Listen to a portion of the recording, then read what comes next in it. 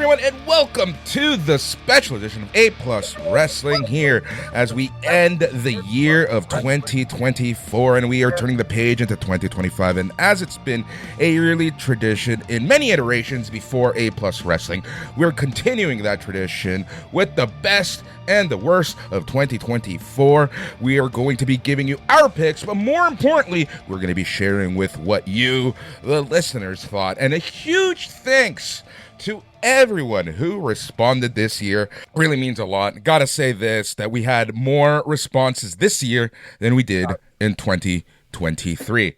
That's just saying something. Huge thanks to everyone who has sent in their responses. Thank you so much. It means so much to us. We have a packed house here. Anyone who's essentially contributed to A Plus Wrestling is here with us today. So let us go around the table, do a quick introduction. So obviously I'm Boris. Everyone knows me. Joining me on this week's best is Matt. Bonjour, thank you very much for tuning in. Happy New Year, happy holidays, Merry Hanukkah, and Happy Christmas to all. Also joining us is Yorkie, all the way from the UK. Hello. We also have Andre C. Hello, I'm happy to be here. We also have joining us is Melball. Melball, how's it going? I am doing great, everyone. How do we follow up? Andre C. there. I'm happy to be here. I'm excited. Yes. I am very excited as well. And closing out the panel is Daxavier. Dax, how's it going? Not too bad. I always wanted to be a part of this type of panel, and I'm looking forward to it. This is a legend. So Exactly. Get it popping. All right, so this episode is going to focus on the best of 2024. In a couple days, you're going to be getting the worst of 2024. We're going to be talking about the worst a little later, but let's focus on the good that happened in 2024 and what a year for pro wrestling it's been. Honestly, we heard it as we were talking about World's End, where it's just so much good. We nitpick a little too much as wrestling fans, but there's just so much good that has happened. Real quick, Matt, just, quick reflection on 2024. Yeah, Boris, we did it. We're signed by Netflix. Wrestling has made the mainstream, finally, for the first time since kids were telling their teachers to suck it in 1999. We're back, baby. And no, for the wrestling fans who are super protective of wrestling and don't like when casuals come around, boy, you're not going to like 2025 in the next couple of years, because we're going to get a lot of casuals dipping their toes in, but it's a good thing. Wrestling is healthy. Wrestling is great. It's fun to be a fan right now. Absolutely. Andre, your thoughts on 2024? Lots of up and downs in professional wrestling. Like for me, I watched a lot of the Japanese side, and there were so many ups and downs, especially in New Japan with the top championship going from Sonata to Naito to Moxley back to Naito to now in the happiest place on earth, Daxavier Jr. It's been a great year in professional wrestling, in my opinion, but there's also been some real dark times for professional wrestling, but I'm just here to talk about the best stuff going. Absolutely. Melball, thoughts on 2024? I mean, as Andre said, I am a big Japanese wrestling watcher. The roller coaster that we have been dragged on this year has been absolutely chaotic, from that abysmal IWGP World Championship runs, multiple runs throughout the year, to some of the biggest climbs in some people that I wasn't expecting. Andre's going to recognize my list. There's a lot of repetition in it. I'm excited to discuss it, because we might be introducing you guys to some people you may not have heard too much about. And that's the beauty about this panel, right? This panel is super diverse. This panel goes across the spectrum of pro wrestling. We got some AEW haters, some WWE lovers, some Japanese wrestling lovers, some people who are, dipping their toes in more Japanese promotions, including Noah, All Japan Pro Wrestling, and so much more, DDT. Oh, there's just so much going around. And that's the beauty about the panel that we have this year. Dax, thoughts on 2024? Well, from when we were doing shows this year, like January 1st, was very pivotal for me. That was the day I came back to watching WWE again. And I am very happy after almost a decade, folks, of not watching WWE for whatever reason.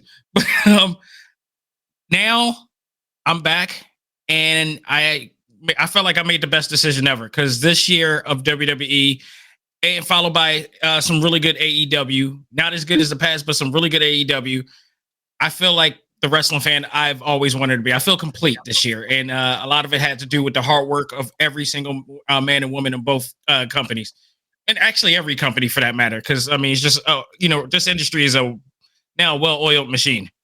Absolutely. Yorkie, thoughts on 2024? Been a bit of a shit show on it, really. No, I'm only joking. No, I think. Well, it has and it hasn't. There's been good. There's been bad.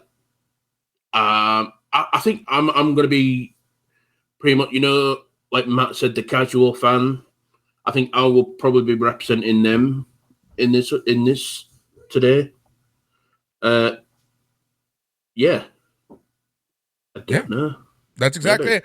Yeah, no, I just kind of saying everything's been good. Not everything's been good. Not everything's been bad. And wrestling fans sometimes are a little too cynical. So that's why, we just like to have fun in these shows. And like I mentioned, we are starting off with the best of 2024. Let us jump right to it with the first category being the best male wrestler of 2024. And we are going to start with Melball. Oh, okay. This might not surprise Andre. There are two people that we've discussed a lot lately on Andre Melball Wrestling Talk, Japanese Wrestling Update. My choice for best male this year is Gabe Kidd. NJPW strong champion.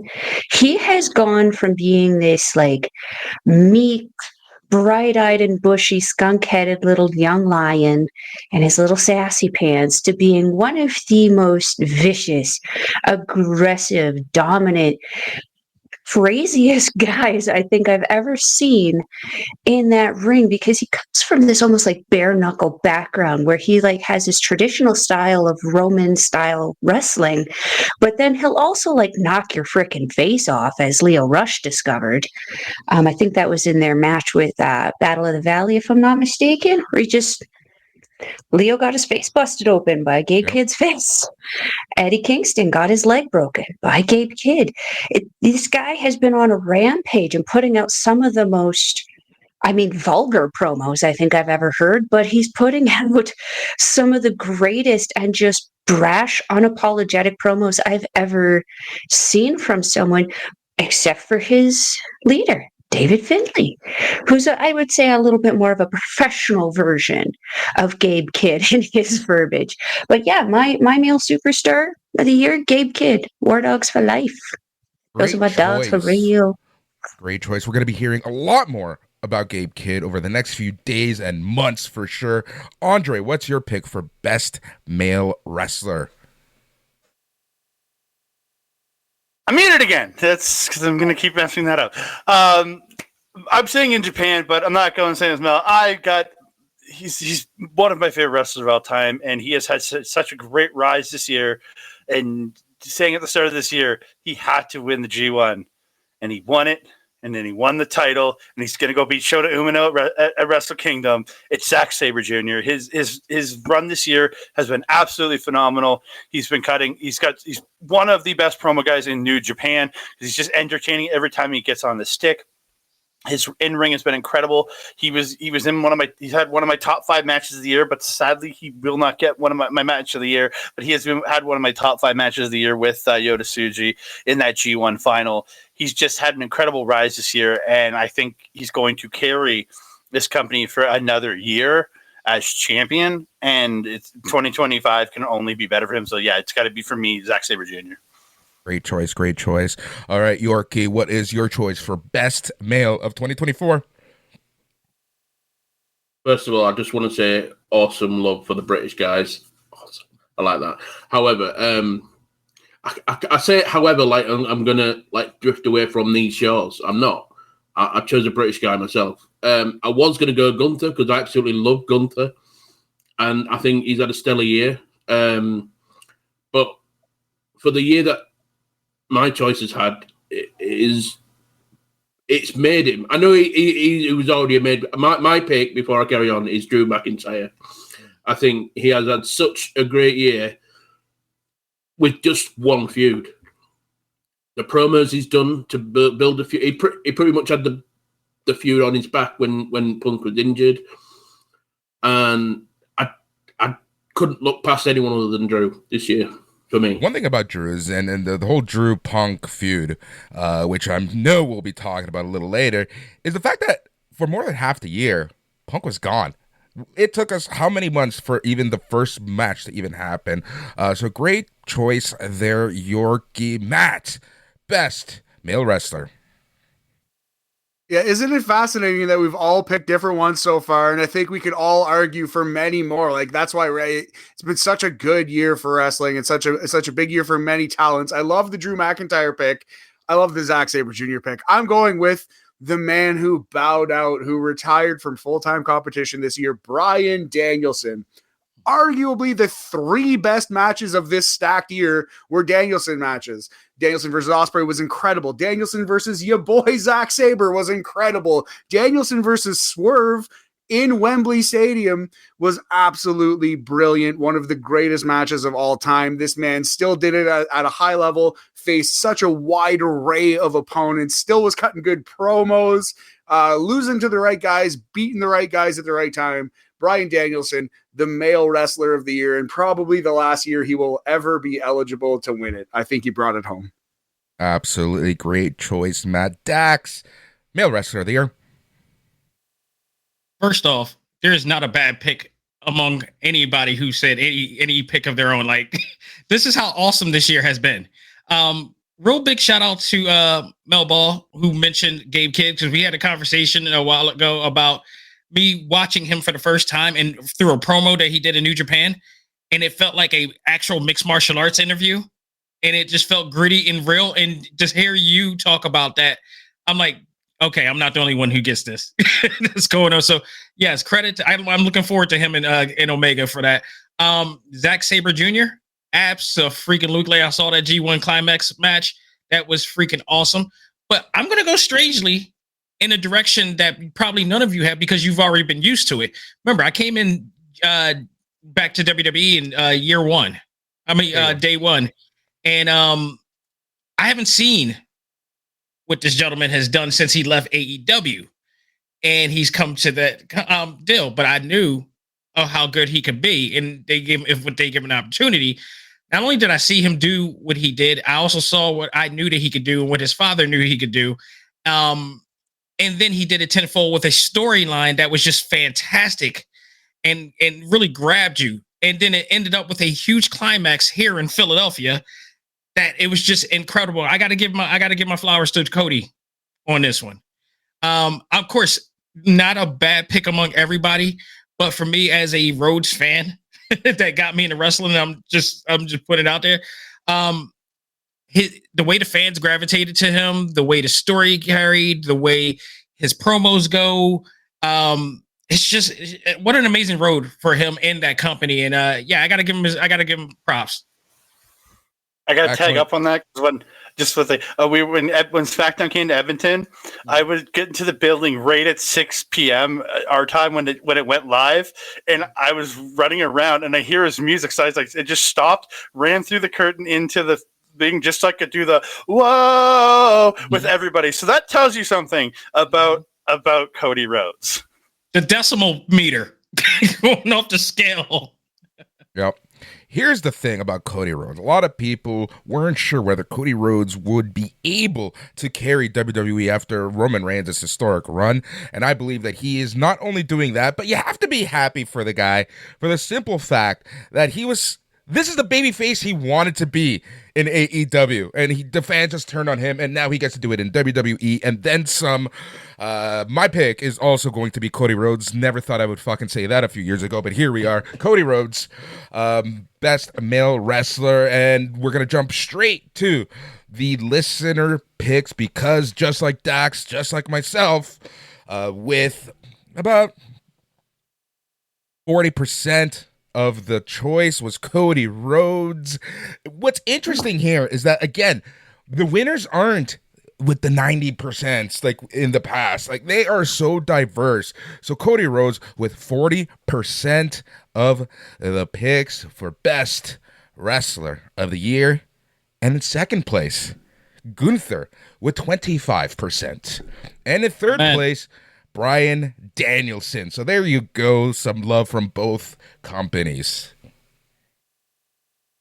No, I'm not mad at any of that. I mean, there's no wrong answer. Let's be real. There's a lot of right answers this year, and that's a great thing to have for wrestling fans. Absolutely. Yeah. So there we go. Cody Rhodes doing his thing in WWE. Gunther and Bryan Danielson. Let's jump to best female wrestler. Nat, we're going to start with you. This was a tough one. There are a lot of great choices. Stardom loaded with them. And even just Joshi in general. Saray had an amazing year. Utami still killing it in Marigold. I think this was a 3-horse race in terms of North American women. Toni Storm, Mariah May, and Mercedes Moné. And I'm throwing my vote to Mercedes Moné. Unfairly aligned. She's not the best promo in the world, but she's got great charisma. She's got a great character, and she always delivers in the ring. I think she has elevated the TBS title far beyond what it was when Jade Cargill had it. I think she's easily the best TBS champion. She's having great matches, doing great things. I'm going with Mercedes. Great choice. I am going to go next, and I am going to go with Timeless Toni Storm. Dax and I talked about Toni Storm week in and week out on the other network, and we just gushed. We literally played her promos on the show just because they were so much fun. And where this Toni Storm character is going into 2025, man, I'm just so excited. Like, she is a real reason I watch AEW. So my pick is going to Timeless Toni Storm. Yorkie, best female wrestler for 2024. Mae Young. No, I'm sorry. Mae Young's toughest opponent today. I am going to go with also Timeless Toni Storm. I've loved Toni for years. She broke my heart. She left Progress Wrestling. She went across the pond to WWE. She didn't really get to show what she could do there. She went to AEW and just shown the world how good of a character she is. And I'm looking forward, because I've seen the character that she's playing now. I've seen this type of thing in progress over here. So I know how good this Toni Storm is going to be. And I can't wait for, I think it's a Grand Slam Australia. Because I think that's where they're going to fight. Yeah. Her and Mariah. So that's what I'm thinking. It makes sense to me. Great choice. Yorkie. Andre, unmute yourself and let us know who your best female wrestler of 2024 is. I gotta say in Japan, because again, Joshi has been stardom for me over these last couple of years has become one of the greatest things I can watch. And as much as I want to pick Mina Shirakawa, I really, really do. She's had a great year. I gotta pick Maika. I think starting the year as Stardom World Champion, having such a great run, sadly losing it to Natsuko Tora, but it is in this back half of the year she's had a great run in keeping herself up top and relevant even after losing the belt, which a lot of champions, especially over in the Joshi and the Pure Wrestling side, really seem to have the trouble with. After you drop a title, they kind of go into relevance. She's really kept herself in the top end of the company. And yeah, I got to go with Maika because she's just been absolutely phenomenal this year. Great choice. Melball.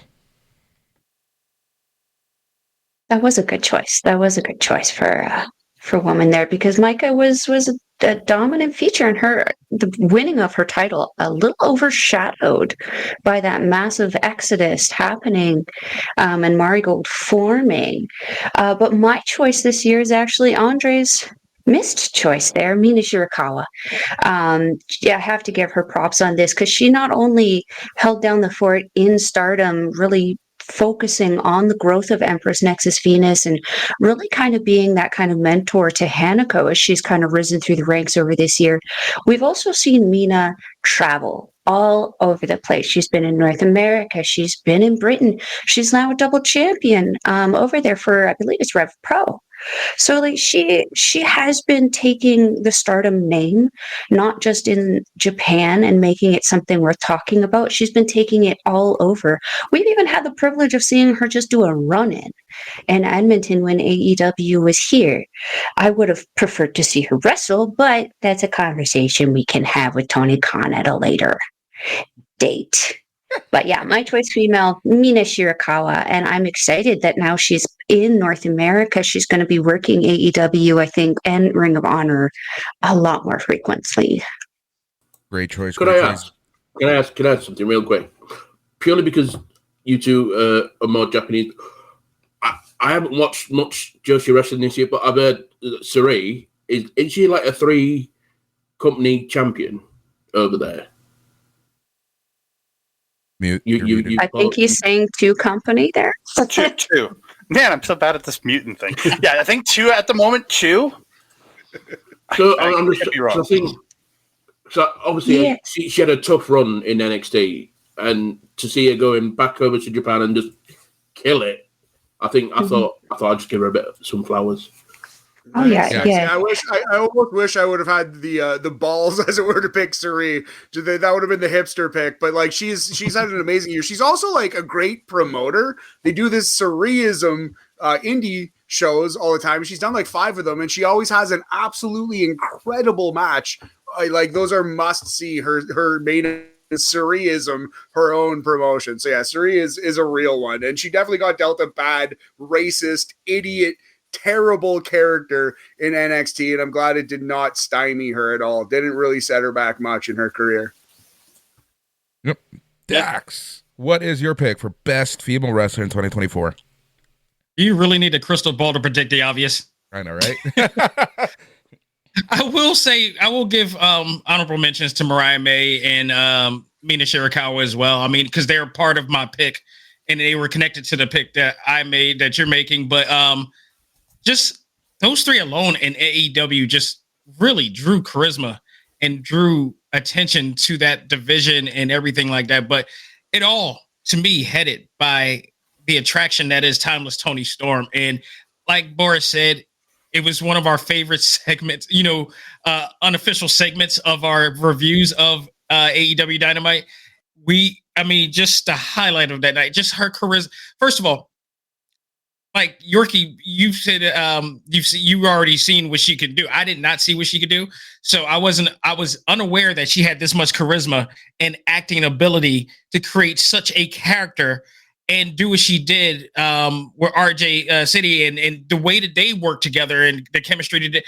I mean, people talked about MJF and how great he is and stuff that he does. Tony Storm is up there in a way that I almost think supersedes him. It is because even when she's doing this latest one right now, it's just I'm looking at her like art right now, and that everything, as an artist myself, everything I always consider everything art is in just the way of how you do things, and she does it. What she does is pure art, and she attracted the crowd so well this year, more than any woman in any female division that I've seen, at least in North America at best. So yeah, Timeless Tony Storm gets my flowers in 2024 without question. Let's go to the listener picks.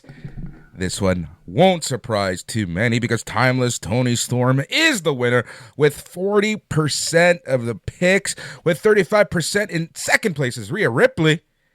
Guys, this is a very interesting choice right here. In third place with 20%, Jordynne Grace. Interesting. Right? I'm not mad at it. No, I'm not mad at it because when she got in, she made her. I hate to say this, no pun. She made her impact in NXT, and every time she was in NXT or whatever the pay-per-views or whatever like that, or the Royal Rumble, she did it just that. I mean, she made herself noticeable. She stood out. So that is not a bad pick by any stretch. I have a feeling that we're going to be talking about Jordynne Grace in this conversation, possibly winning in 2025, as she most likely will go to WWE by the end of January. So yeah, there we go. Timeless Tony Storm, Rhea Ripley, and Jordynne Grace for best of female wrestlers. Let's jump to best tag team. And this category shocked me with the listener picks. Let us go to the listener picks first, because this one, just again, similar to Jordynne Grace, I had to do the math like manually on this one because I just needed to see the results. So the winner, FTR, cool. I think that's a very bold choice considering that FTR was on and off, but anytime that they were on, they won. So FTR was on the list.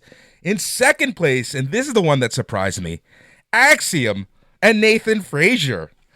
Again, That's not surprising, even in the slightest. No, here it is surprising because again, when has NXT really showed up on these lists? Like it's for the past few years, right? So they're getting their flowers. It's great to see this because that is also my pick. Axiom and Nathan Frazier, the work that they're doing right now in NXT, the will they, won't they break up storyline that I thought would get boring by now. It's still actually quite exciting.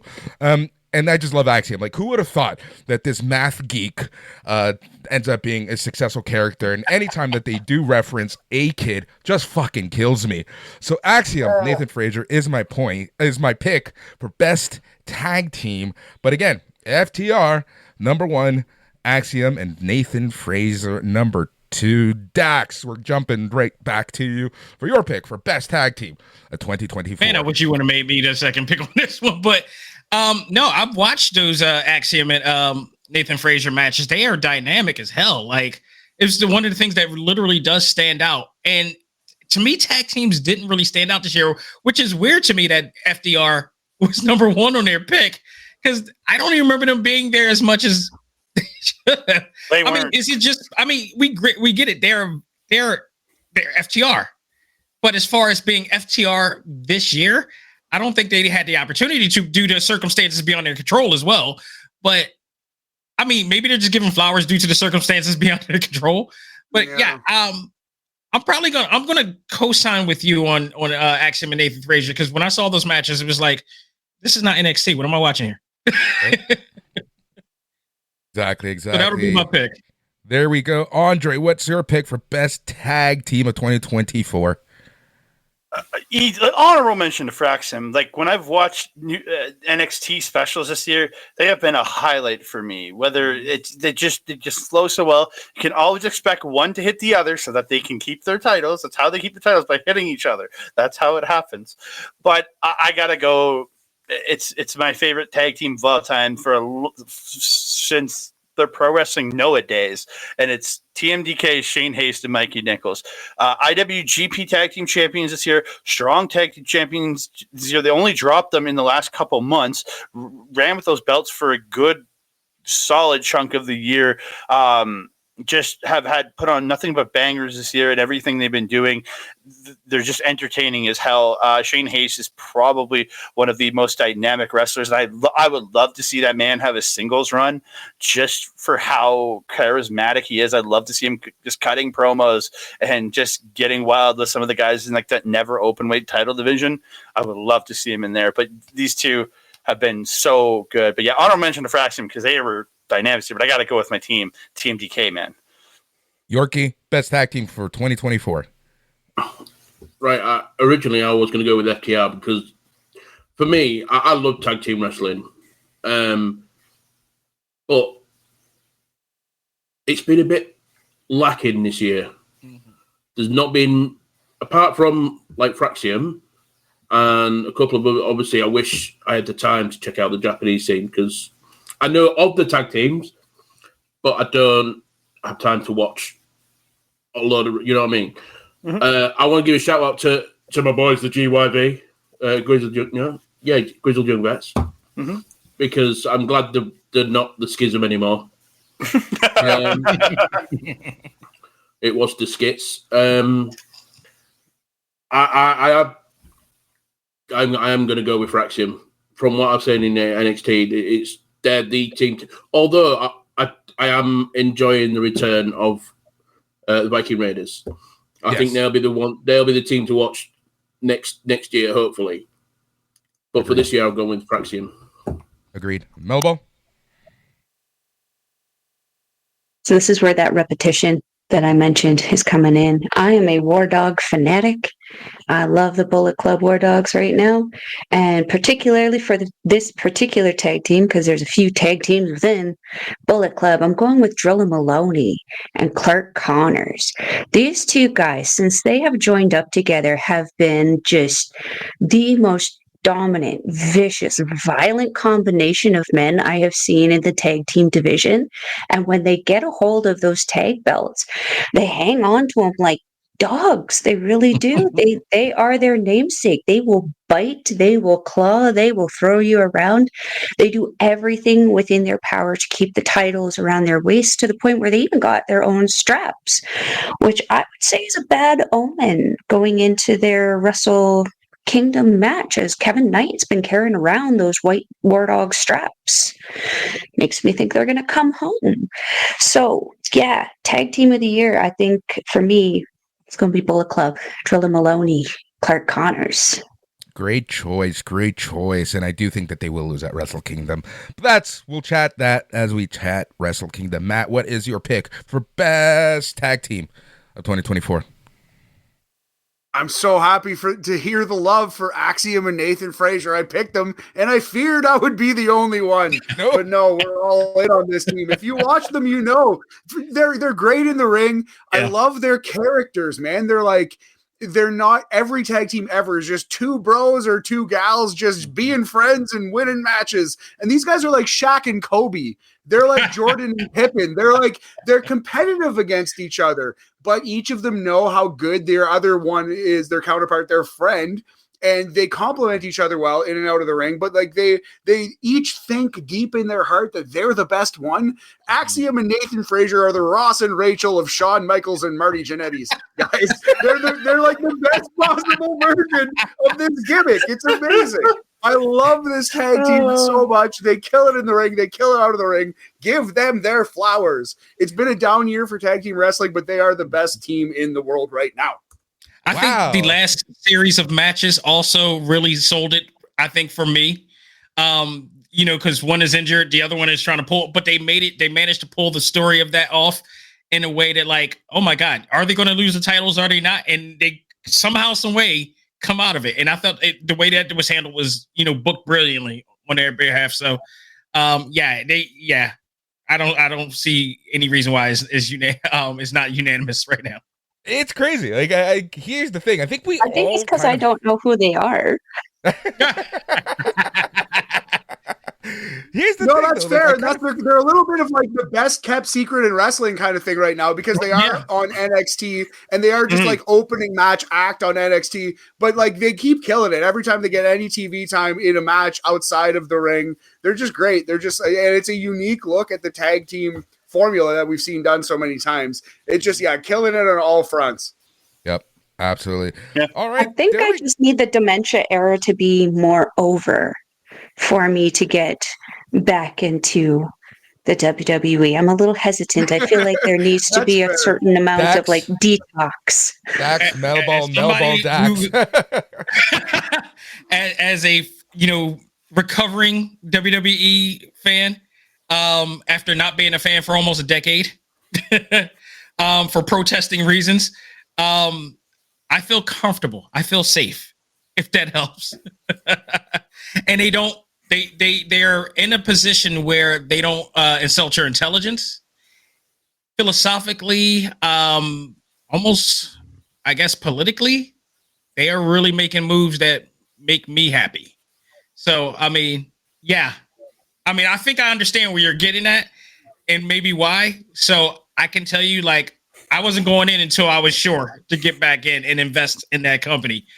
I'm fully back, and everything that I've seen in there, it's the year's over. I have no regrets. I think, Mel, I would suggest if you want to just dip your toe back into the WWE pool, so to speak, I would suggest maybe just watching like NXT Deadline as just a one-off.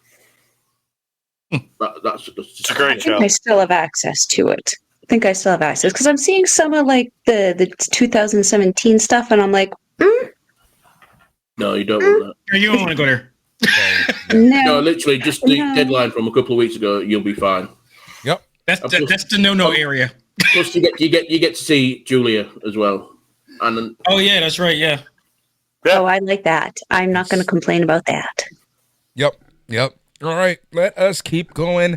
We're going to the best on the mic, and we are starting with the females.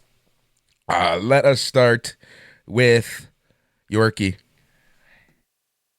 See, I'm gonna go completely left field here. because I know most people are going to say, "Oh, Tony Storm," and I'm like, I've just been building her up and like I love her, right? But on the microphone, I am going to die on this hill. The best person on the microphone for a female is Chelsea Green. Oh, Motherfucker! I ain't mad at that. Oh, That's my Canada. choice. I ain't mad at that. I am not mad at that. Yep. I There think you go. she's really earned her spot. Yeah, Chelsea Green for Yorkie, Chelsea Green for Boris. Matt, who do you have for best on the mic? Female. I am gonna do the normie basic pick, excuse me, of Tony Storm. Tony Storm is just she's such a great character. She is so talented, but you know what? Chelsea Green is a close second, and Chelsea Green in her own way is every bit as entertaining as Tony is. But I just think Tony's doing stuff at the top of the card at such a high level that you gotta say Tony this year. But it's close. It is close. Mariah May is also in the conversation, but I love the Chelsea Green shout out. I am going to go with Tony Storm. All right, we are going to go to Andre, a hopefully unmuted Andre. Oh, I'm unmuted. Don't worry. I'm going to go to NXT. Because there's somebody there that every time I've turned on NXT this year and she's been talking, she has been absolutely phenomenal. And I got to give it up to Roxanne Perez. She has come so far especially from what she was when she first won that title to what she is now, her heel character. The promo she's cutting, she can hang with pretty much. People are hanging with her now in the promo department in NXT, and just watching the evolution of her, I have to go with Roxanne Perez. Every time I see her on, I'm like, she's just so entertaining, and just she's a highlight in ring and on the mic in NXT. It's Roxanne Perez. Great choice. And you're right? Like seeing where Roxanne Perez was a year ago to now, like it's crazy, right? All right, we're going to be jumping to Melball. Melball, best on the mic, female. I am going to go with Matt on this one and go with the obvious Tony Storm. But here's the thing. I'm a big promo girl. And the biggest thing that I like about the promos is that when you're cutting a promo, that you're actually convincing me, the audience, the viewer, of what it is that you're saying. And there's still some people on main television or main like stream television where they're cutting these promos that the verbiage is perfect, but how they're saying it's cringe, or it sounds like they're trying to convince themselves as much as they're trying to convince you in that moment. And what I love about Tony Storm is that there is a complete absence of that. She is 110,000% confident in what she's saying and how she is saying it. And I feel that so many women can learn so much from just watching her cut a promo in anything. And then to see her go from the timeless character and transition so effortlessly back. It's like she took a step forward and then a step back, and she's almost reinvented the original Tony Storm character. It's just how she's doing it and the effortlessness in how she's doing it, but then how it really does come across like we're watching a movie, like we're watching perfect actress do her perfect stuff. It's perfection. It's so good. Dax, is there a world where Tony Storm isn't your pick? Theater be thy name. No, you know what's going there. But before I do that, because here's something that people didn't consider about. Melball talked about conviction. That's basically what we want to hear when we hear the likes of, everybody doing great promos, just like we did back in the day with, the Crockett era and all the stuff. When we heard Arn Anderson talk, when we heard, as much as I hate him, Ole talk, when we hear anybody, Dusty talk, they gravitated you onto that TV screen and just had you hope for him. Will Ospreay just did that at the pay-per-view. When he was, when he was about to face Okada. He got the crowd hype. Tony does that, but also, believe it or not, y'all forgetting somebody. Hold on. Shout out Before you say this pick, you know where I'm going at. I know exactly where you're going, because you picked this person out over a rap earlier in the year. Go ahead. You go. So, all right, Chelsea Green, absolutely give her credit. Flowers for that, as well as Roxanne Perez. Much respect. Chelsea's going to be my third.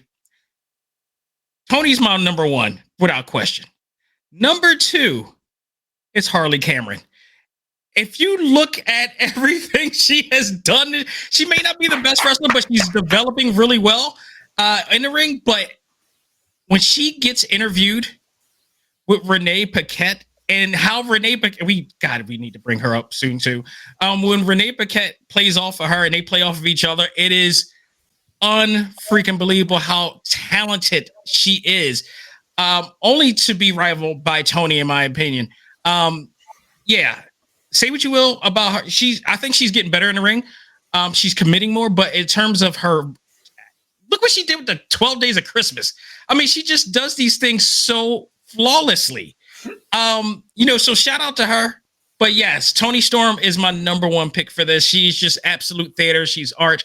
I think she went to the school of Mick Foley, and graduated with honors. Shout out to everybody that was mentioned in this panel. There is no wrong pick, but this is to me, Tony is the pinnacle right now. And to Harley Cameron, that promo she did with Mina Shirakawa, with Renee, with Renee or Lex, I can't remember which one backstage, and they have the booby shake off. I'm like, this is I love. No, that's not just the one. Can I add another one real quick? The one where she was with who was the blonde from Monttown? Oh my God. Oh God, what was her name? She's from Philadelphia. She's long hair. She just came back into wrestling. It's Penelope Ford. Thank you. Damn it. Yes. She did. I don't even watch this show. How did I get that before the rest of you? She lives right across the street. No, I'm just kidding. But no, she did a program with Penelope Ford, and it was hilarious because she kind of mentioned that, Penelope said that we got a lot in common. She's like, oh yeah, we do. How much did you pay for yours? And I'm on the floor with this. And Renee is also her facial expression, the whole, Cameron is money. You could just, I hope Tony realizes what he has with her and never lets her go. Yeah. Yeah. I'm glad she's a diamond in the rough. I'm so glad we shouted out Harley Cameron in this segment. She's such a good call. And Renee Paquette is the best straight woman in wrestling. She's the Gene Okerlund of our time. And that's why a wacky character like a Harley Cameron plays off her so well. Yeah, that's a brilliant pairing for sure. 45% of the vote went to timeless Toni Storm. 20% of the vote went to Harley Cameron. All right. 10% of the vote went to Jada Parker from NXT. You know what? Go. Yeah, no, I ain't mad. She's awesome. She's one of the standouts of me actually watching NXT. She never met it. Never. No, she feels real. Yeah. 1,000%. Yeah, she's one of the best talkers in wrestling already, and she's been in the business for a year and a half max. Wow. She's going to be something special for sure as she progresses in the ring. But yeah, that's a great shout. Yep. Listeners are getting it right this year. I'm loving it. Again, thank you so much for all of the entries. We're having a lot of fun going through this. We are chatting the best of 2024 here on A+ Wrestling. We are going to go to the best on the mic for the males. All right, Matt, who do you got? We're going Kevin Owens, and I'm willing to be swayed on this one. I don't quite know who to pick this year because I feel like MJF, Eddie Kingston, CM Punk, those are the best talkers in wrestling, and they didn't really get a chance to shine so much this year. Drew McIntyre had an amazing year. You could say him, but I feel like Kevin Owens, every time you put a microphone or a telephone in front of his face, the dude goes off. I think we need to give Kevin Owens his flowers for being an amazing promo man. So I'm saying KO this year, but I don't know. I'm not sure if that's the right answer per se. I love how you literally listed off all of the listener picks. Anyways, Yorkie, who is your pick for best on the mic for males? You know how I said earlier that the tag team scene was lacking for this year? Mm-hmm. Well, the microphone scene for this year was off the chain. Yes, especially just in WWE alone. I found it tough to pick between Drew McIntyre, CM Punk, Cody Rhodes, Kevin Owens, And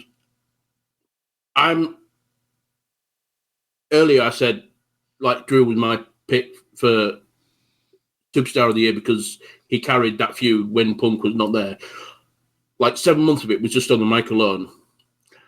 I was going to pick him, but I'm going to go with this guy because my pick, you would not have thought was a promo guy. You would have thought he is an in-ring guy. He just wrestles, and that's how good he is. But I've seen him on the mic this year, and I thought he was brilliant. My pick's Gunther. Yeah, great choice on that one. Yeah, a lot of people, and you brought up a great point, right? A lot of people only saw him as a great in-ring performer. But this year, like, let's look back in September. His promo with Bret Hart. How awesome was that? Oh, I love that. Yeah. Right? I think he's one of those guys that the WWE has really helped him more being in that company and getting to understand how chemistry works and charisma works on a mic. Some people, actually, it doesn't work for them. I thought, he assimilated really well into that company since he, the days of Walter and all this stuff. So, yeah, I like that pick. Interesting choice of words for an Austrian. But we're going to move on. Andre. What's your choice? Oh, no. How do I follow that? Jesus. Oh, well, I'm going to follow it talking about an Irishman because I'm going with David Finlay. His mic skills this year, like climbing up, having the win over Moxley and Ospreay to start the year off, sadly losing the title to Nick Nemeth for a hot minute. But just the promos he was cutting for every match every big match he was going into, just his off mic ranting at Hiroki Goto's children during the G1 was insanity. Like he's such a despicable human being, and I love him so much because of how despicable he is. I easily am going with David Finlay. Love it. Dax, what's your choice? This is one of those categories that is just so many good picks. There's no really wrong pick, so it's just you got to give flowers to where you could get it. And I got to give flowers to somebody we haven't thought about in a while because we haven't seen him. Our short attention society that we live in. But we forgot that, like, from January to April, we had the final boss. And when The Rock came back, it was like he never left. And in fact, this new version of him, to me, made him even, like, this was like a PG-13 version of him or a rated R version of him. And he's doing things clearly because, like, there's a new regime in the company now, so he's able to do things that he would never get away with prior to, and based on his position. But it led to him recreating himself and evolving himself to even something that we didn't think that he could do. And his segments were always just as dynamic. I mean, it was like he never left. It was like everything we saw from the Attitude Era, but modernized. So I got to give him my flowers for this one. Great choice. And I think a lot of people forgot that because he didn't even come up in the responses. Right. Like, he did a little bit, but not as much as you thought he would. There was so much going on this year. It's hard to remember every single thing. Yeah, exactly. And honestly, like, WrestleMania season feels like years ago at this point. It was like crazy. It's crazy. It's like we were talking on another network back then. Melball, what's your choice for best on the mic for males? So I actually had two for this one, and Andre picked my other one, which was David Finlay. So I'm going to go with the other one, who I mentioned earlier, which is Gabe Kidd. You can't, again, the banter that happens, the promo work that happens, not just on the mic, but in between that time when he's in the crowd. I sent Andre a hilarious video of Gabe Kidd chasing children around the auditorium during one of his matches. He's just an absolute savage. You didn't even think the last New Japan show we saw, who was he facing? Oh, Weiwei, yes, when he was on the outside, and he's like calling the crowd chickens and doing this like awkward white boy chicken dance thing in the crowd. Just the way he antagonizes people. But then you think about the promo that he just cut on Kenny Omega, and just flat out calling him a pussy as he's sitting down cross-legged in a backstage area in front of a vending machine. He's so good at what he does and making you hate him. And yet he's somehow so over with the crowd, despite him beaking at them, calling them chickens. I think the last show he was also saying to some crowd member to like his mom was a hoe or something like that. Like just He Oh, that's did. old school Bubba Ray. Yeah, exactly. he's an absolute savage, and everyone loves him for it. So yeah, Gabe That Kidd. was my that promo that you just mentioned. That was my first introduction of him because I knew about the War Dogs and I never really knew the backstory of the War Dogs. But him saying in that promo, I was watching New Japan Pro Wrestling the other day. Yeah. I just stood there and watched. I was like, wow, this feels like very sports centric right now. There's a lot of conviction in here in his voice and his approach and his delivery. Yeah, I'm looking forward to seeing him wrestle with Omega. He's going to destroy him. Oh yeah. Best on the mic. My choice is the same choice as the listener voice, with 42% going to Drew McIntyre for every reason that Yorkie had said. This guy was able to put the entire feud with CM Punk on his back, and it was great to see. So Drew McIntyre wins for best on the mic for males. In second place, Kevin Owens, which is great to see. In third place, CM Punk. And in fourth place, Gunther. There you go. There you go. You know what's Really funny? great to see. I don't understand why people are surprised at Kevin Owens. Like, this dude has been knocking out promos since Ring of Honor. It's like, or even PGW to that. Like, he's always been that good. He's just now being able to be shown as that good. The next category is what I'm going to call the score category, because the top two came from the score. Only the Canadians are going to understand that one. And that is for best on-air announcer, backstage reporter. We are going to start with Melball on this one. Had two of these, so I was just going to pick whichever one Andre didn't. Well, you got to go first, so boom. Cement your pick. So I'm going to go with my first one, which is our New Japan commentator, Walker Stewart. He did just kind of come into New Japan, kind of replacing the absent Kevin Kelly, and that's some big shoes to fill. He was really, really good at doing all of the commentary over in New Japan, and he's just fit in so nicely. He partners so effortlessly with Chris Charlton. We have gotten some of the most hilarious and definitely not PG commentary from these two in regards to some of the moments that, you know, we don't like anything involving House of Torture. We get some pretty hilarious banter about dick-to-dick contact. He has stepped up so well, and it just doesn't matter who he's partnered with. He's going to do very well. I've heard him with Ian Riccaboni and Veda Scott. I've heard him with Chris Charlton. I've heard him with a list of wrestlers who he's invited from the backstage area to mix with him on commentary to fill in for Chris Charlton if he's not there.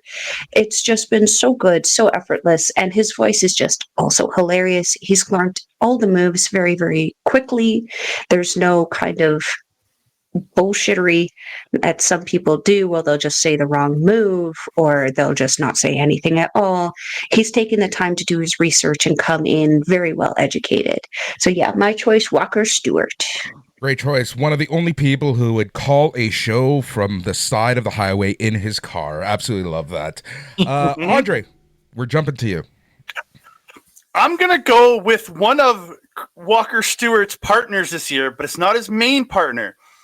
And he has made me laugh every time he gets on commentary as a guest commentator. But he has done it multiple times this year, so I put him in this category, and that is Jeff Cobb. That man can do everything, and it is not fair. It's not fair at all. That dude can move how he moves in the ring. He has the power he has, and he speaks like a goddamn angel when he's calling professional wrestling. He literally will wrestle his match in like the first or second or third match of the night, then just get out of the ring, put a shirt on, and sit down next to Walker Stewart. That's a commentator. Last show he didn't even do that. He just sat down in his gear. There you go. So, and I got to give one honorable mention though to NXT ring announcer Mike Rome. that dude is absolutely tremendous in how he intros a match, especially the big title match where he's using in the ring. It's just his presence is so good. So good. Great choice. Matt. Yes, sir. Well, I think I know the score people that you mentioned because Canada Core I am. But I was torn between Renee Paquette, formerly of the Score, and Samantha Irvin, who is possibly the GOAT ring announcer, like up there with Howard Finkel anyway. Like she added so much to the product, so much to the main event of WrestleMania. But ultimately, Samantha Irvin did take a temporary leave from professional wrestling, and I watched Renee Paquette last night doing her thing and doing it extremely well. So I'm going by the slimmest of margins. Renee Paquette is the best backstage reporter or commentator, best backstage presence in wrestling today. It's her, and Samantha Irvin was close, and I hope to see her back one day. Great choice. Yorkie, who's your choice for best on-air personality? See, I'm a bit miffed now because I actually thought it was going to be a landslide. I thought everyone was going to pick Renee.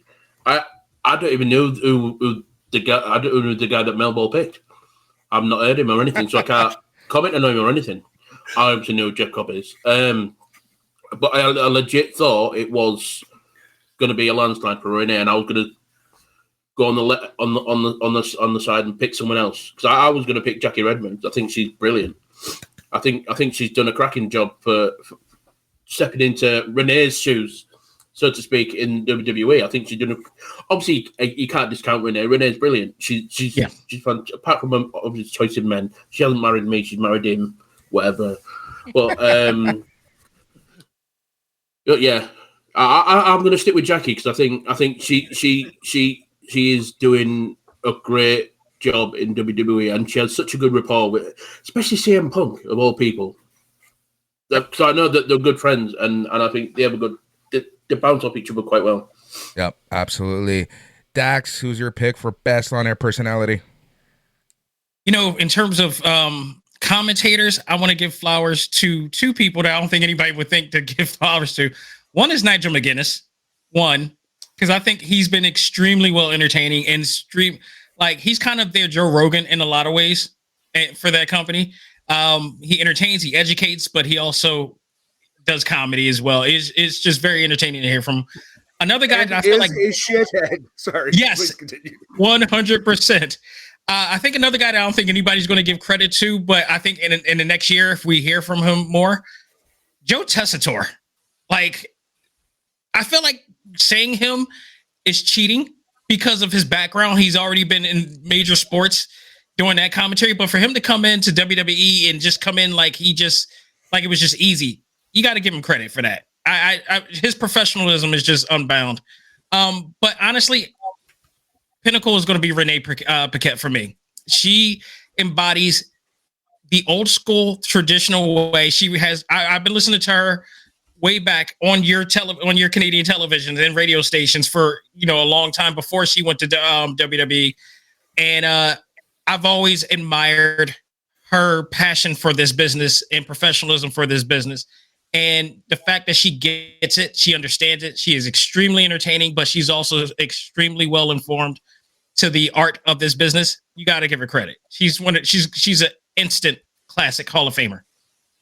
And funny enough, her and Jackie Redmond both ended up on the Score after winning a reality TV show, because my choice and the listener's choice is Renee Paquette. In first place, and in second place is Jackie Redmond, and in third place to round things off is Nigel McGuinness. Wait, Jackie Redmond was the score number 2. Yep, I never knew Jackie Redmond was the score number 2, Paul. Yes, sir. Yeah. I thought you were talking about RJ City, to be fair, because I think he deserves his flowers. I think he's. Yeah, he's great too. But, RJ is from Toronto, but RJ from Toronto. He's like a comedian in the city, but didn't come from the exact background that Renee and basically Jackie did. Like, they kind of, like Boris said, followed the exact path. Fun fact: I tried out for that reality show. I did not make it, but I did write for the Score blog for a time. Technically, Renee and I were co-workers, although I'm sure she would not know me from a hole in the ground. I love that. I can't wait to see that reunion. Same. I have a few Renee Paquette stories, but that's for another day. Best non-wrestling performer, can be GM, manager, what have you. This one is always a interesting category, and I think we've had the same winner over the past few years. So we are going to start this time with Dax. So we'll go with Yorkie. Yeah, I'm not going to go with him in this year. I am going to go with Nick Aldis. I think he has taken the GM position and, well, to be fair, no, can I make it a tie? Can I put it Adam Pearce and Nick Aldis joint? Because they've both taken that GM role and made it better than the stereotypical. Do you ever feel like Nick Aldis is any day now is going to, end up wrestling? I'm waiting for the Nick Aldis Kevin Owens match. That's what I'm waiting for. It feels like it's getting to that point every single time he has, situations with people. He looks like he's ready to just burst out of the suit, doesn't he? And just twat someone. And bust out the NWA title again.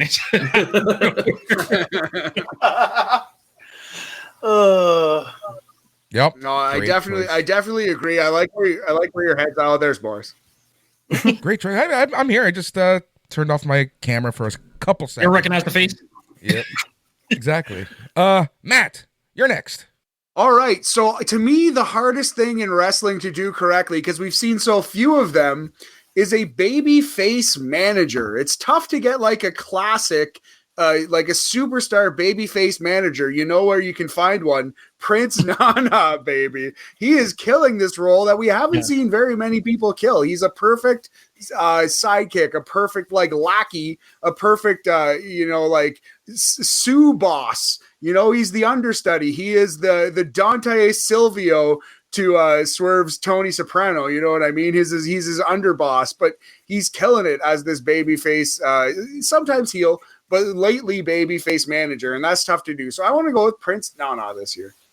Great choice. Andre. Mel's going to hate me for this. I'm going with Don Callis. I'm sorry. He's done incredible work this year, working off Ospreay, turning on Ospreay. I think he's done absolutely phenomenal. He has helped get Takeshita up to another level, and Takeshita's taken it from there and helping Kyle Fletcher to really flesh out who he is as a character. I just think he's done such an incredible job this year. I know Mel hates him. There was an influence there because I know how mad she'd be if I picked him, so that helped. But I truly think he has had such a great year as a manager, and I look forward to seeing what he does with Fletcher next year. Melball. Fuck Don Callis. This is why I love this show. T-shirts coming soon. Yeah. I can't deny what Andre said. He did help Takeshita, especially because Takeshita has that language barrier, and that did seem to be a massive thing that kind of held him back on AEW because they were sitting on that tremendous talent, and it took the G1 for them to go, oh shit, oh right, he's really fracking good. We should probably push this guy a bit. And I'm pretty sure that Don Callis had a lot to do with that afterwards, especially Fletcher's build also. I'm not giving him great props, though, because he still looks like a giant penis. And he doesn't wear socks with his loafers. That just is disgusting. Anyway, my pick, I'm actually going with the same pick as Matt. I feel like I don't watch AEW or WWE regularly, but Prince Nana just seems to be the guy who does that manager position perfectly because he doesn't actually demand any attention until he's required to. He does that job right in that he's not trying to steal spotlight away from his client. He's only in the spotlight when he absolutely needs to be, despite being there the entire time. He speaks when he needs to. He interferes when he needs to. He is, hyped when he needs to. He is subdued when he needs to. He knows exactly what to do in the right moment, and therefore is a perfect tandem to Swerve. So yeah, my pick this year is Prince Nana. Also helps I got to do his dance this year. Hey, that's pretty in sync. There you go. Dax, Are you ready? All right, I've done my homework. So yeah, Nana, because I've been watching him since like the very old days of Ring of Honor when I used to go at the Murphy Rec Center when he used to wrestle, leading into him becoming a manager of the embassy. He's been on point. I am so happy that he is getting the flowers that he's getting and getting opportunities that he has been getting, because that was a long time coming. So definitely shout out to him. But my pick is I'm going to pick somebody that nobody would pick because they've been picking him for years. I'm new to the WWE scene, so I haven't picked this dude in a long time. I'm going back with Paul Heyman because, I haven't watched all of the Bloodline angles like everybody else have, but I've watched this year when it led to the full Bloodline and Jacob Fatu and his connection to it and how he played into it as the Wiseman and everything. And I was like, okay, I get why everybody is so into this storyline so much. And he is just the guy weaving the proverbial thread around all of that. That's why he's a Hall of Famer. Not to mention his Hall of Fame speech was one of the greatest of all time. So that's my pick for outside personality. I agree. I concur. And so do the listeners, with 65% of the vote going to Paul Heyman. Woohoo! In second place, Prince Nana. And in third place, Nick Aldis. Not a bad, none are bad, wrong picks. Not right. One. This next category won with only 33% of the votes. And that was for most improved. And this one was a fun one. This one actually took me a little while to get to because I had two names in my head throughout the entire time. But we are going to start this time with Melball. Melball, who is your most improved for 2024? This is going to be funny because this is going to be someone that no one probably knows. This is a Stardom wrestler. I'm going with Hanako. The Tower of the Empress Nexus Venus. She was Micah's tag team partner throughout the Goddess of Stardom tournament. She is now one half of the New Blood tag team champions with Waka Tsukiyama. We watched her go from a rookie in not this year but the year before, coming into her kind of main roster self when the big Stardom exodus kind of happened and we lost a bunch of prominent stars. She stepped up and really has taken her spot as one of the top stars, and her improvement has gone from not being really able to defend against any kind of technical wrestling at the beginning of the year to being not only to defend against it, but offend against it. She can reverse moves now. She knows how to reverse moves. She knows how to put certain moves in. We have watched her go from a bit of a struggling newborn foal to this beautiful stallion capable of just running off into the sunset. So my most improved is Hanako. Great fucking choice. Absolutely love that. All right, we are going to be jumping to Matt. Okay, most improved. And I'm not really super familiar with Hanako's game. We need to definitely watch some more of her. Great pick so far. I am going to go with Jada Parker. She's already been brought up NXT. She started as a manager on Level Up. And it turns out she's a pretty damn good wrestler who is one of the best speakers in pro wrestling, full stop, already. Already top 10, 15 promo at worst in wrestling. She gets it. She's confident. She's funny. She's very entertaining. She kind of reminds me of Trick Williams. She has a little bit of The Rock in her, a little bit of that Ric Flair, that just true it factor. Jada Parker really has it, and she's getting better and better in the ring. I was torn between who to put for most improved and who to put for breakout. It's a little similar, but to me, Jada Parker's skills improved in front of our eyes all the time. So I'm going with her for most improved. Great one. Yorkie, most improved for 2024. Almost did an Andre. I left myself on mute then. Quick thing. Can I just clarify? It doesn't have to be in-ring type thing, does it? Absolutely. It can be most improved in any way that you see fit. Right. Okay, then. In that case, my pick is also someone in NXT. I'm going with Eva. I think since obviously she was in that sour shit with Joe Gacy and all that in the schism, and she did have a rough start as GM because everyone's like, oh, she's the rock star, that's why she's got the position. Blah, blah, blah. I do think as time has gone on, she has improved so much in that position, and that's why I picked her. Great choice. That's a really good one. That's a really good freaking one. All right, we are going to go to Andre. I'm kind of echoing Mel's, but I'm going with her tag team partner, Waka Tsukiyama. She's had wonderful improvements last year, but even more this year, has really come out as a leader of her, or like a more prominent member of her team with EXV, and just has really evolved this year, getting so many good opportunities she's doing. And now winning the New Blood Tag Team Championships. She's just been having such a phenomenal year. And I've really enjoyed what she's done. So I'm going with Waka Tsukiyama. Great choice. Dax, who do you got for most improved in 2024? I don't know if this is going to be controversial to say in a sense, because everybody feels that she's an established worker. But we got to look back at the, no pun intended, timeline of Toni Storm, to the point that she was in a faction that was going nowhere, to doing a storyline and character that nobody knew where exactly this was going, to a persona that for all intents and purposes should not have worked, and she made it work to a point that it got extremely over, and now she's recycled her old persona, like we were talking about again.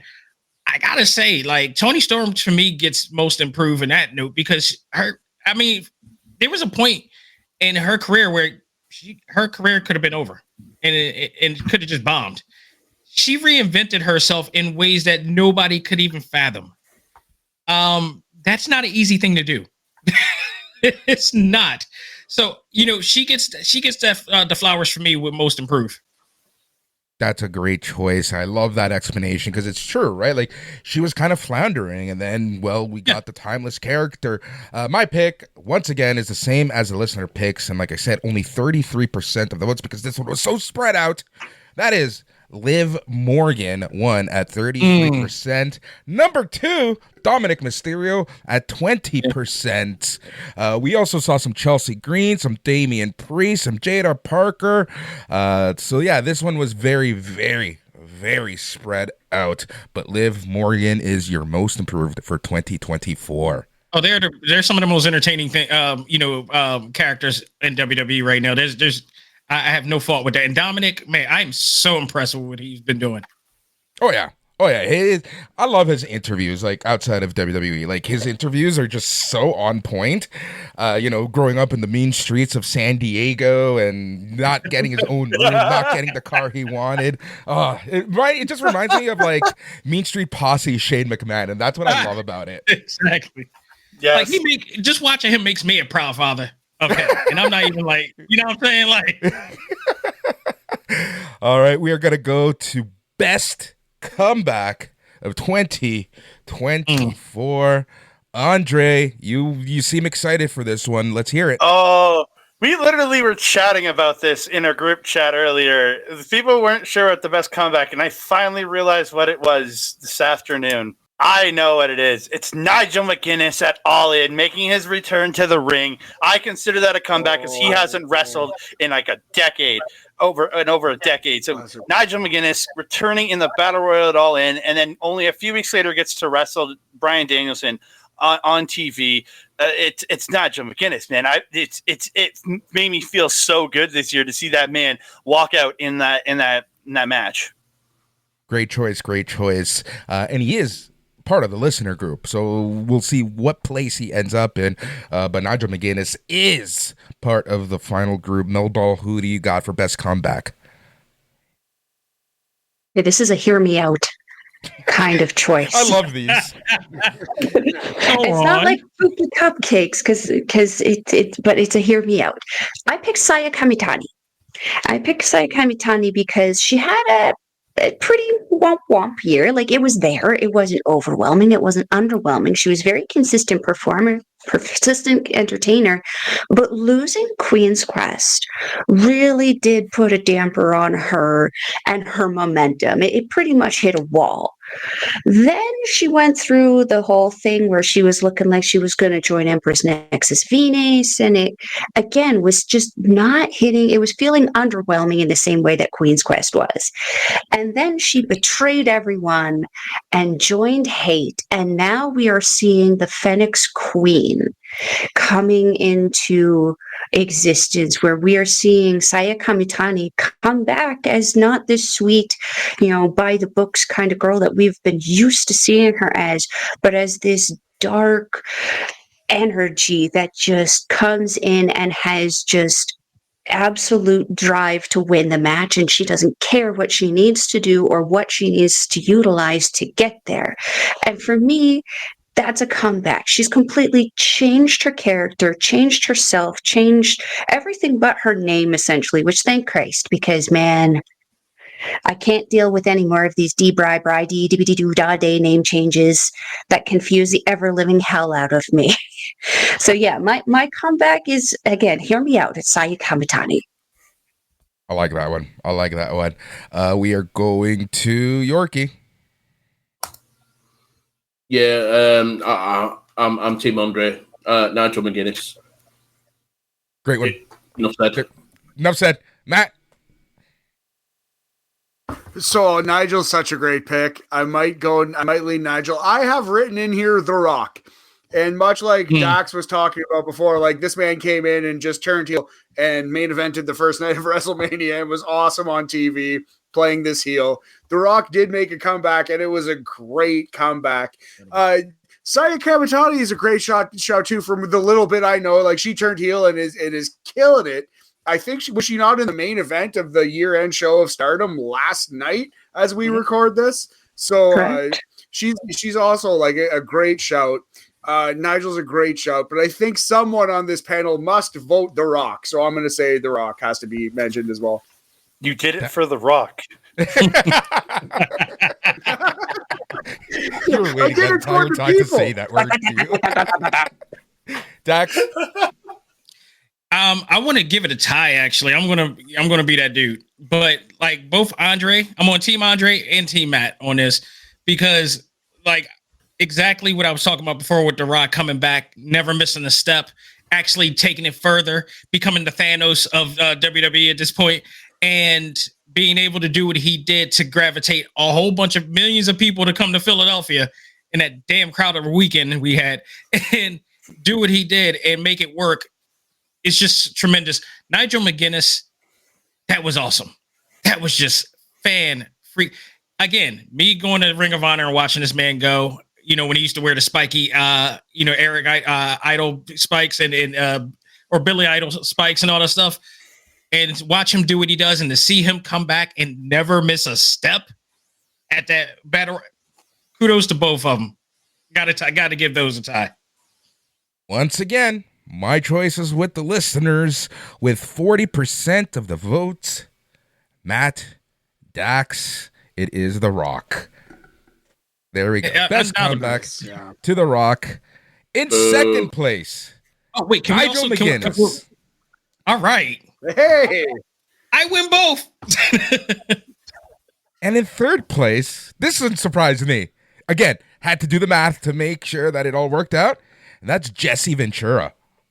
I ain't mad. I thought he did pretty damn good on Saturday night's main event. Yeah. Yep. Considering he just came from the Baja and was stationed doing tricep curls, I think he did a pretty good job. Yeah, he did great. Can we also having like an Yzma moment right now, where like he's still alive? Yep, absolutely. Somewhat healthy. Can we also add in terms of The Rock, the greatest entrance ever? Oh yeah, added to that. Oh, absolutely. His entrance, boy, WWE 2K25 better be lit. I know, right? Best gimmick. This one was a landslide. Andre, who's your best gimmick for 2024?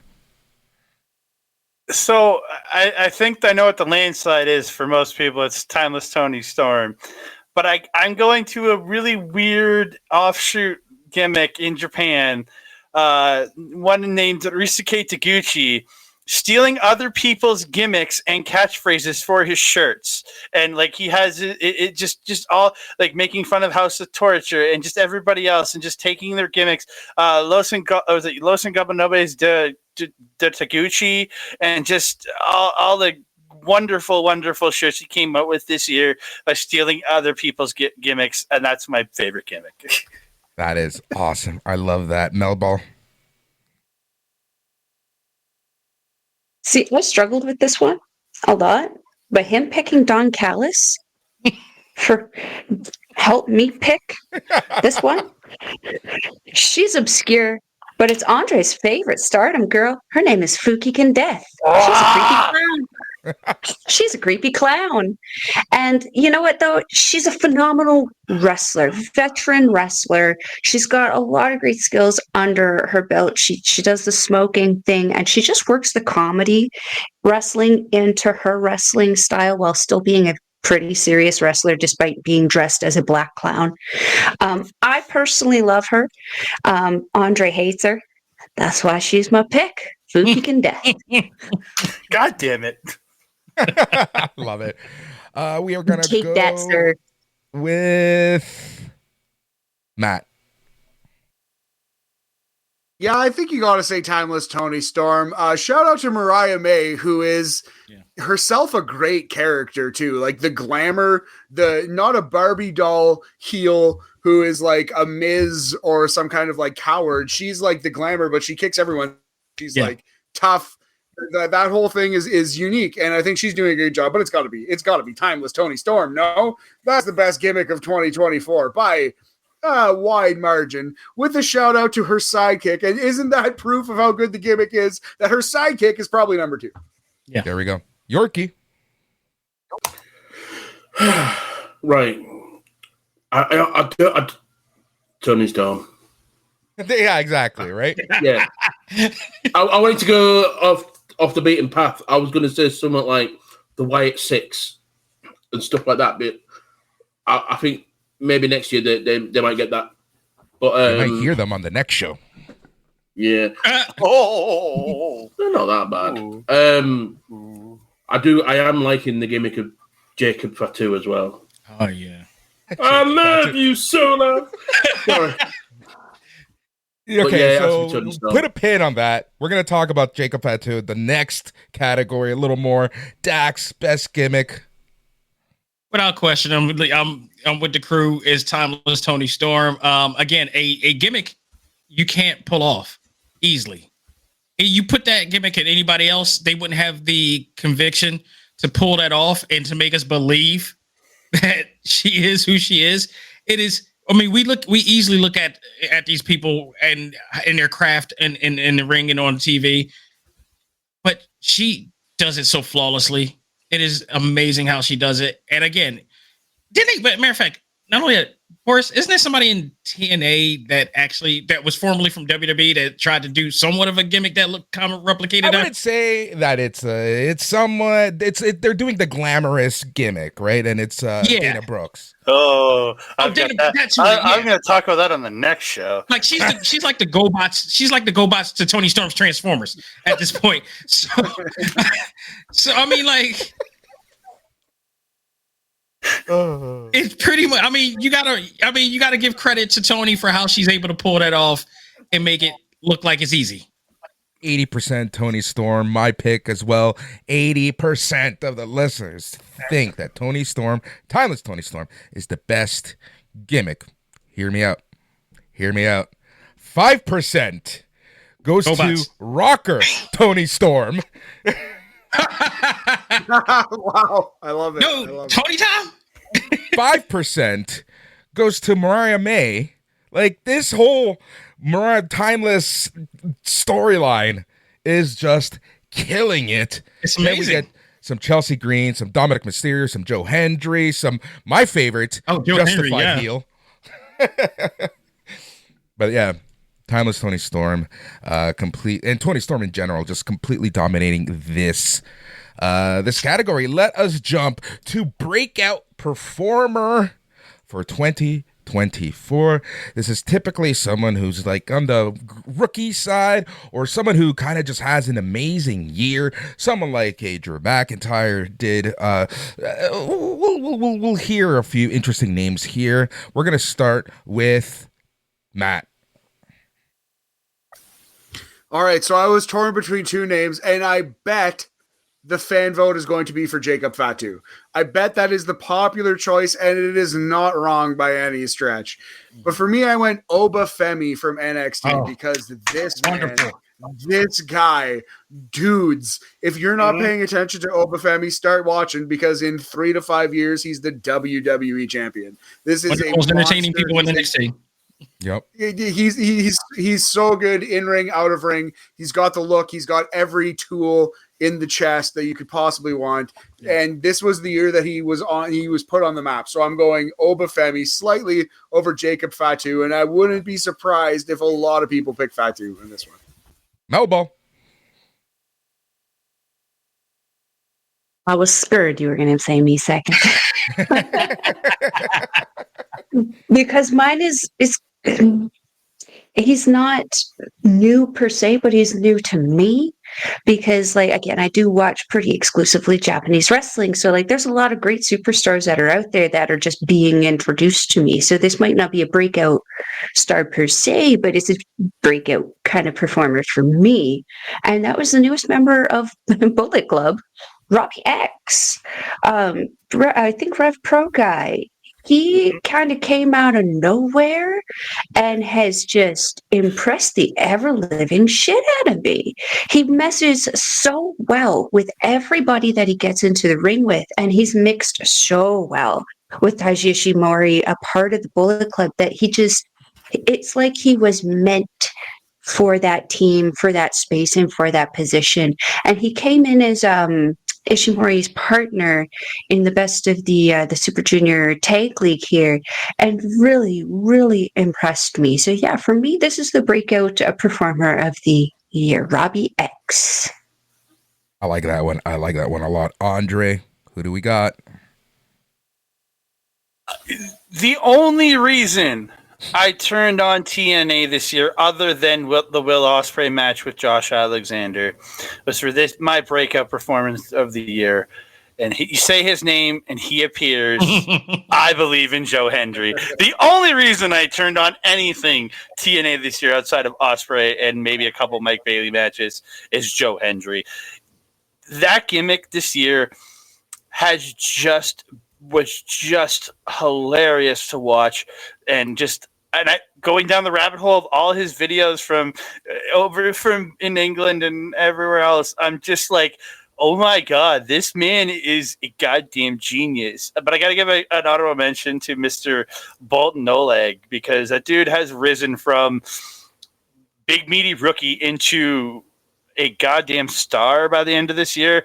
Already a 2-time 6-man never openweight tag team champion now, and especially with the G1, his appearance in the G1.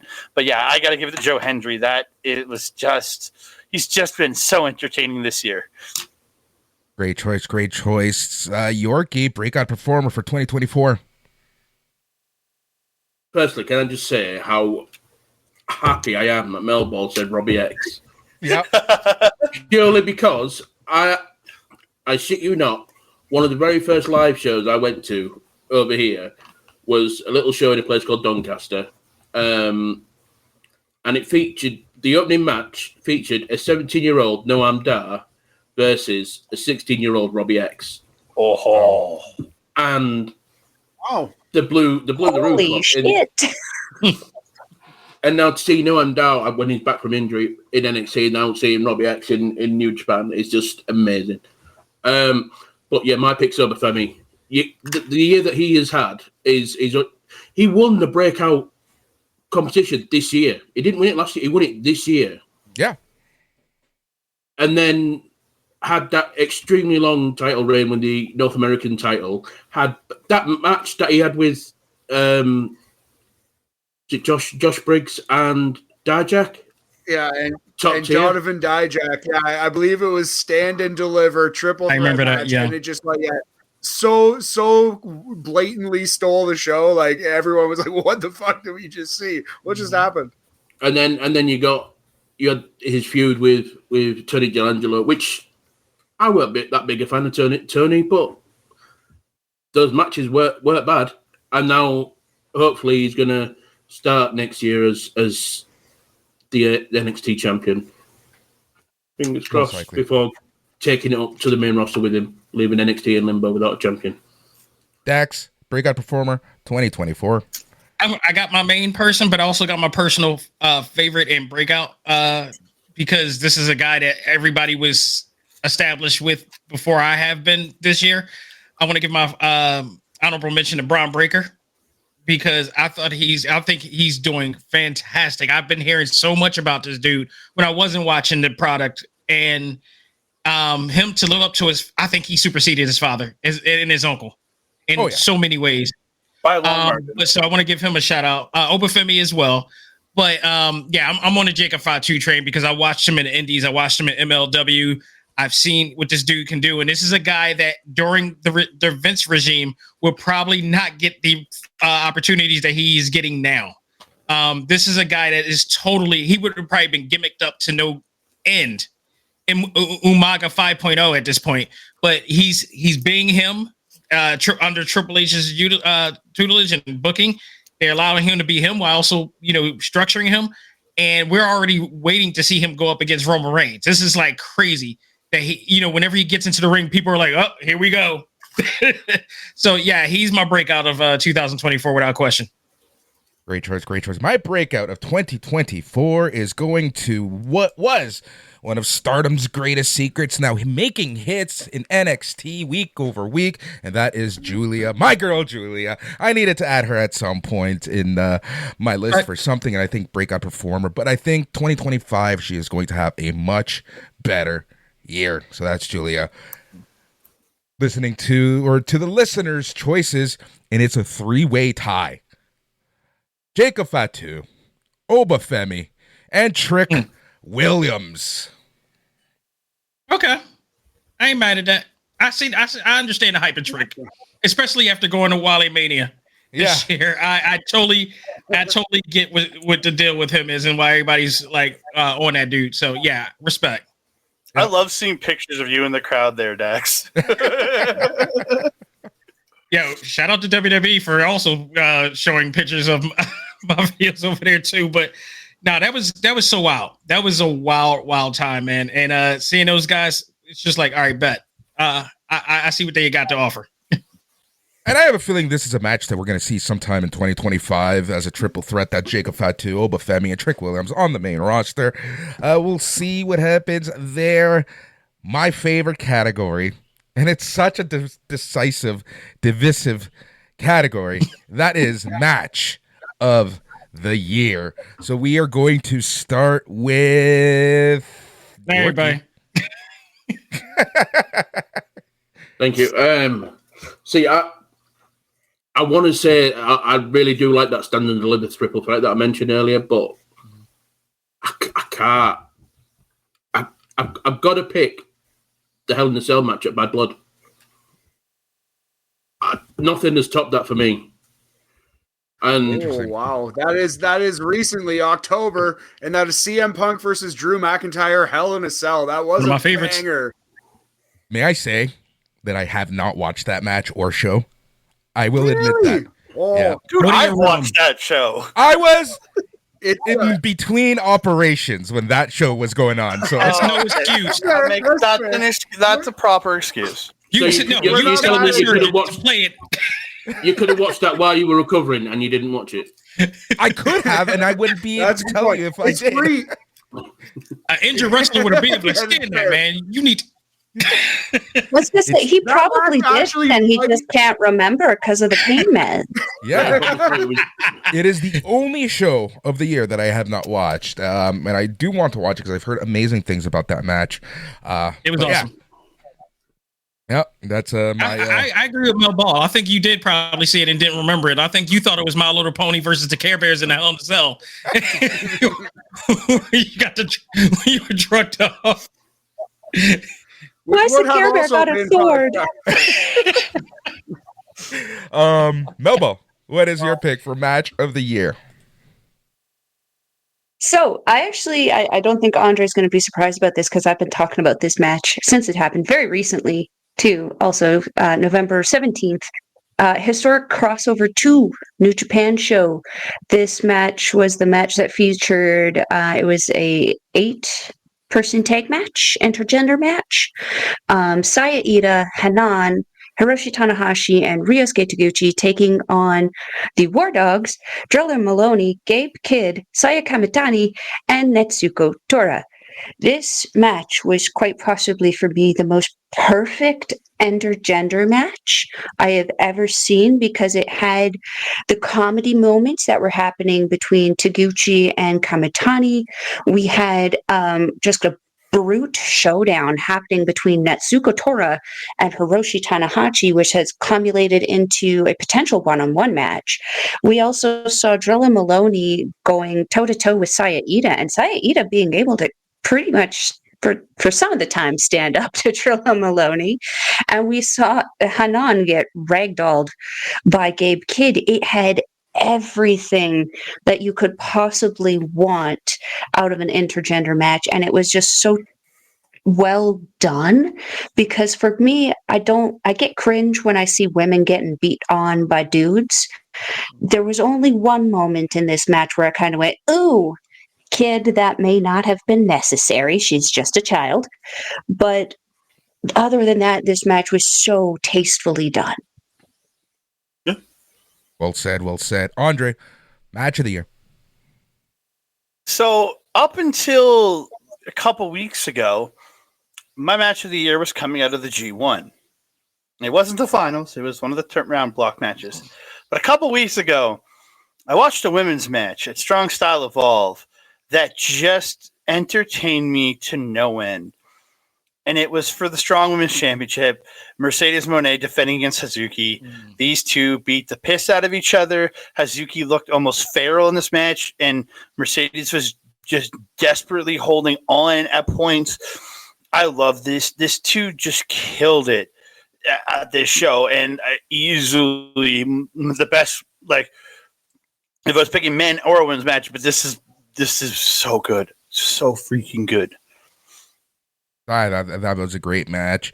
Matt, match of the year, and tell me why it's not Swerve Strickland and Bryan Danielson from All In. No, I will not tell you that because it is Bryan Danielson versus Swerve Strickland at AEW All In. So we're a bit of a star rating nerds here, Boris. The entire time we've been doing podcasts on various networks, we've been trying to do some star rating just because it's a fun way to talk about and categorize the matches that you love. I think this is the only 5-star match this year. This is the only match that I've seen so far, and I have not seen the match that Mel voted for. To me, this is the only match that I've seen that is perfect. This was picture perfect, note perfect. It was exactly what it had to be in front of one of the greatest crowds to see an AEW show. Bryan Danielson got his big WrestleMania moment, for lack of a better term. This was not only possibly the best moment in AEW history, but possibly the best match in AEW history. This was just great stuff. A proper send-off for Bryan Danielson, though he defended the title 2 or 3 more times. This was the real send-off. The Viking funeral, but he refused to go into that lake. He swam against the current and he made it to shore. Your AEW champion. I think this is a 5-star match and one of the greats of all time. Danielson versus Swerve in Wembley Stadium, August 25th. I have written down here. Amazing wrestling match. Co-signing with you on that one. Danielson versus Strickland, All In, my favorite match that I watched of 2024. Dax. I mean, oh God, this is the hardest. Screw you guys. I'm going home. No, I mean, in terms of wrestling and work rate, I mean, it's hard because, what hasn't been said about a match of the year that hasn't been said with the names Will Ospreay, Bryan Danielson, Swerve Strickland, in there, but I'm a story guy too. So when it comes to that, there's only one match from a spectacle standpoint that stands out to me in a very significant way, because a lot of what this match has done, I don't know if they were intentionally doing this or it was done by design, but it really mimicked, it paralleled with the legacy of that family. And it was Cody versus Roman at WrestleMania. And the reason why I picked that, I'll consider this the match of my year rather than a match of the year. But the whole entire lead up to that was, to me, was equivalent to the Infinity Saga of the MCU. And WrestleMania, the 2-day WrestleMania was like Infinity War and Endgame in a lot of ways. Thanos beat him in the first night. He beat them the next night. But something significant happened tonight when Cody won that title, and Samantha Irving announced that match, and she started getting teary-eyed and emotional about that. I don't know if you guys remember, if you know your Crockett history, but Dusty Rhodes beat Ric Flair for the World Heavyweight Champion, I believe at the Great American Bash, I think in 86, was it? And the ring announcer in that one did the exact same thing, and he was teary-eyed and emotional when Dusty Rhodes won. That was one of the biggest title wins ever. And to see Cody have that same significant deal, it brought a little bit of nostalgia to me. How everything played out. It was a big storyline. It had to, the payoff had to be there. I thought the payoff did go there. So to me, it sticks to my mind more than anything. And the production value and the spectacle and everything about it. It had to work. It did. I got to give that one my flowers. Great choice. Great choice. We're going to go to the listener choices, and it was the match that I did not watch. Punk versus McIntyre, Hell in a Cell from Bad Blood in October. I hope you learned your lesson. Match of the year. I love that. It's my favorite Hell in a Cell as of right now. That was a great match, no doubt about it. And it was something I feel like Punk needed a little more than Drew, because we still knew Drew could go, but Punk needed something like this. And I'm glad he got it as a CM Punk fan. By my theory, I think it is the only 6-star match this year. Yeah. So I called it the best Punk match since the dog collar match with MJF. For sure. It had that same type of it had that same type of intensity to it. I totally agree with that. Boris, I think it's free on YouTube, if I'm not mistaken. You should definitely watch it. Perhaps you should do some morphine first, just to get in the spirit of what you watched the last time. And that's the way the teddy bears have their pick.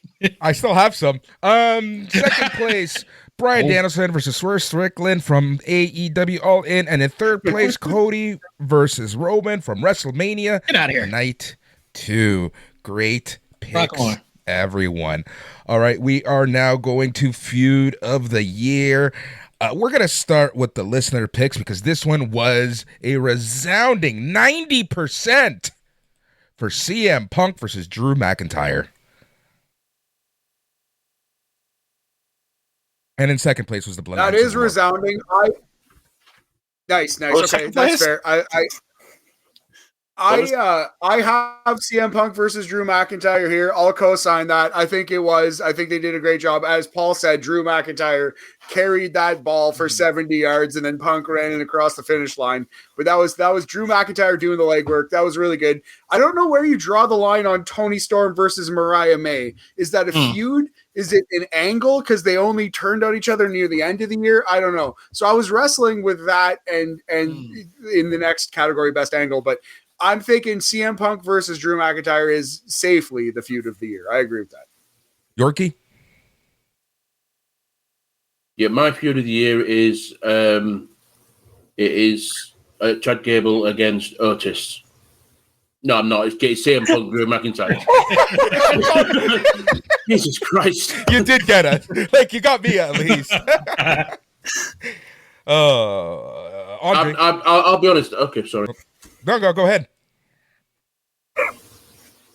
No, I was going to say, in terms of an actual storyline, I've not been as invested in a storyline since, like, obviously the Bloodline is still an ongoing storyline, and I do love that.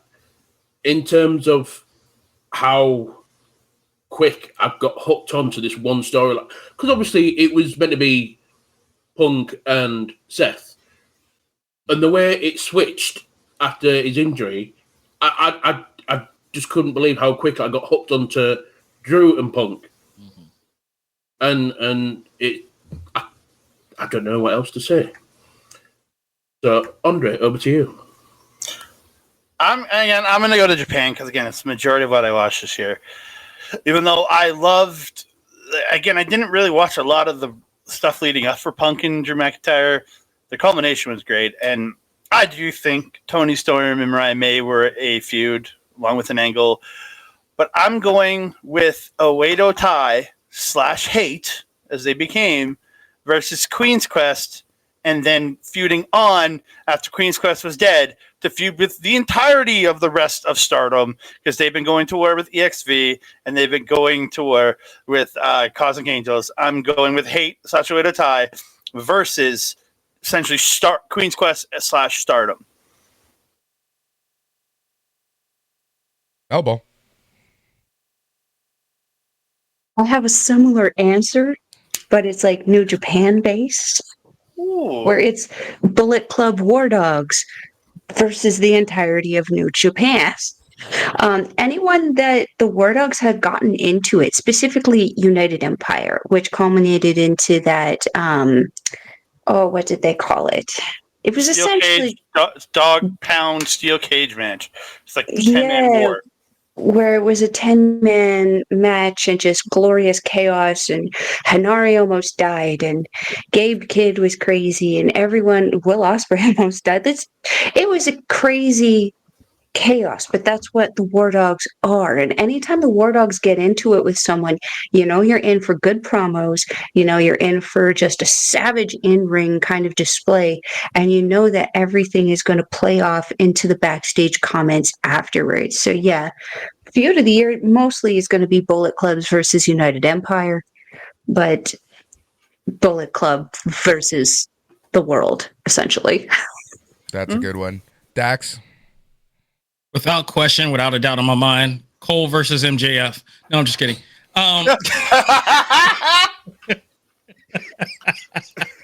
Bazinga. We'll hear about that one tomorrow. No, honestly, I want to go because I want to go with the Punk and McIntyre feud. I thought it was really well done. They made us, give a damn about a bracelet through that whole thing. Along with the fact that they really gave Drew McIntyre a new fresh coat of paint, even leaving out of this storyline and going into this new one with the other one, and it still has some connection to that storyline with Punk. So it's branching out, and I love that. But I also want to give my flowers to the Bloodline storyline of this year, because you guys are used to that. Every WWE fan has been invested in that for years. Again, I'm new to this, so I, under a new coat of, set of gargles, I dug what they did, and it paid off majorly for them. But yeah, I agree with everybody else when they say Drew McIntyre and Punk, without question. It's Punk's best feud since he's in AEW. Best angle of the year, real quick. Matt, who do you got?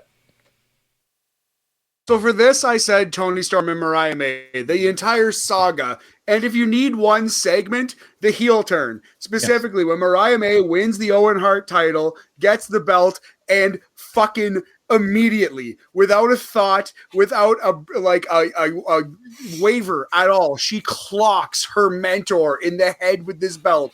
Bitch, this has been my plan the entire time, and you are in my way. I am Mariah May. And then she just turned heel in the most brilliant, brutal way. Toni Storm is sobbing and bleeding into the camera while Mariah May beats the shit out of her. It was brutal, and it was brilliant. And if you need to put it in one segment, that's the one. But the best angle, the best storyline this year is Toni Storm and Mariah May. Yorkie? Yeah, I echo Matt. That heel turn by Mariah May was brutal. As a one-off, I think that is the best angle. Melball. I third that motion. I couldn't really think of anything else besides that angle. It definitely gave the watch for the shoe line a completely different meaning, that heel turn. But yeah, that was also my pick for angle. Perfect. Andre. I want to help sweep this, but to me, my best angle was Jeff Jarrett's face turn when he cut that promo about Owen Hart and sitting there and being so emotional, then watching the longer version online and essentially turning himself from this just kind of shithead heel that he'd been playing for so long into an emotional baby face that people are so behind now. And yeah, that's my best angle of the year is Jeff Jarrett's emotional promo about Owen Hart turning himself into one of the most sympathetic characters this year. Nice. Dax. I want to give, special mention to Jeff Jarrett. Like we've talked about it before, Boris, through our reviews and all this stuff. Like I was not, over the years after he left WWE during the Attitude Era, was not really a big fan of Jeff Jarrett's TNA run and all that stuff. But there was a resurgence of him coming into AEW, and I loved him even more, mostly because he's not in the forefront mostly. And he even though he wasn't in the forefront, he stood out. So I, definitely shout out to him on that. But yeah, that Mariah May and Tony Storm angle for mostly because people kept saying Mariah May has this edgy side of her, and we have not seen it yet because she's been playing, lap dial to Tony Storm this whole entire time. So we haven't seen this vengeful, treacherous side of her. Boy, does she come out. And it is not stopped yet. Like she is just every week she pushes harder and harder and harder. She's not trying to be the cliche, thirst trappy type of person. She's really putting in the work. She's really earning the craft. And it all started there. And I could not have been a more happier wrestling fan watching the growth of her in that angle and their rivalry since. So yeah, that's my angle of the year too. Awesome. My angle of the year is actually something that happened very recently, and I think that it's kind of led a resurgence to these two. That's the New Day turning on Big E. I absolutely fucking love that. Oh yeah, forgot about that. That was awesome. Yep, that was a good one. Looking at the listener results, Tony Storm's Tony, the Timeless Timeline is number 1. Number 2 is Cody Rhodes finishing the story. Number 3 is Joe Hendry. Number 4 is New Day turning on Big E. All respectfully great angles. Best pay-per-view wrestling only. This one is a interesting one. We are going to start with Andre. I'm going to go Forbidden Door 2024. This one was hard for me to pick. Like, just because, again, like, in Japan, it's been such a weird year on the New Japan side for how, like, especially on top. But this was one of my favorite pay-per-views this year because I saw some of the best of the stuff that I loved from New Japan mixing with just some of the best stuff in AEW, and I had just such a blast. Again, you had Mina versus Tony on this show. You had Swerve versus Ospreay on this show. You got Sabre versus Cassidy, and what was an absolute classic there. Mercedes versus Vaquer was on this show, which was very, very good. Danielson versus Takagi in that Owen Hart Cup match was on this show. I loved this show. Yeah. I think it was just absolutely stellar. It was the best of the best from two promotions showing the best of what they had on that show. Yeah, great call there. Melball. So my pick is actually not because it was like the best show that this company put on, but because it was the best example of what to expect when watching not one but two companies, and that is New Japan's historic crossover 2 show. It had both matches from like Stardom wrestlers, New Japan wrestlers, a combination of both. It had that Savage match that I picked as my match of the year. It also had a grudge match between Taichi and Natsupoi against Clark Connors and Thekla, where Thekla was wearing the cast, and there was like all kinds of stories going on. A lot of really cool stuff came out of this, and if you were like first time viewer for either company, it was a great introduction to both to see what it is to expect on these shows. So yeah, again, that was the historic crossover 2. Great choice, great choice. That was a fun pay-per-view, and I hope that it does become a yearly tradition in November. Dax, what is your choice for best pay-per-view? Man, just fresh off of this last pay-per-view for AEW's, it's hard to not have a form of presentism inside you, thinking that was the best. But I got to go with Andre with Forbidden Door. It really, I think I don't remember, but we may have reviewed that too, and we praised it heavily. It was heavily praised for its match quality from start to finish, and the best of both worlds, of course. It's going to be hard to say that a AEW pay-per-view is not one of the matches of the cards of the year, because when it comes down to it, it's the pay-per-views that really always really get it, no matter what happens in between or all that. But yeah, definitely Forbidden Door is one of my favorite of all the AEW pay-per-views this year. Good choice, good choice. Yorkie. Yep, I had to unmute myself. I don't know. I was told I'm tied because I do really like Bad Blood. I thought that was a great show from a WWE point of view. Mm-hmm. But in terms of, I'm going to go WrestleMania 40. It's one of the first times I've thoroughly enjoyed a WrestleMania. Mm-hmm.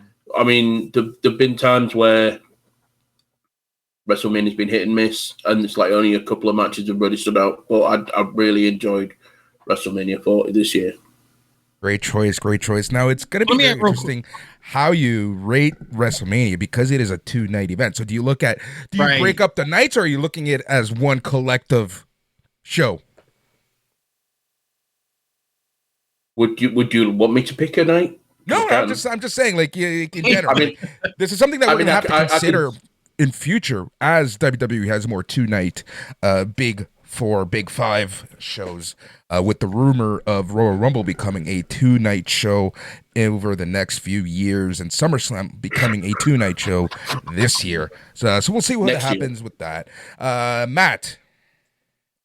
That is an interesting debate. Yeah, I would say keep it as one show. Like they're both nights are branded as WrestleMania, so it's one show. But think of the whole package. And if night 1 is like lackluster and night 2 picks up, then maybe it's not show of the year. You know what I mean? Like count it as one. But when you're voting, actually think of it as one. I thought WrestleMania would probably win, and actually I was going to vote for it, and I was doing this debate in my head, like, is it 1, is it 2? And then I thought, well, you know a show I loved and I adored nonstop, start to finish? Backlash, WWE Backlash from France. Oh man, the outer country, yeah. Oh my God. It gets into what makes a good show. Is it just like pure in-ring matches? Then 5 or 6 AEW shows were better. But this was one of the best crowds ever to watch a wrestling show. These guys were fucking rabid. The entire show, French people chanting in French, having a blast, drinking beers, I'm sure. It didn't feel like a sober crowd. It felt like a crowd that showed up to watch the World Cup. It was absolute insanity. And that's the show that I remember the most. So I'm going with Backlash France. I think that was the best pay-per-view of the year. I think as well, I think that's going to be a crowd that AJ Styles is never going to forget in a long time.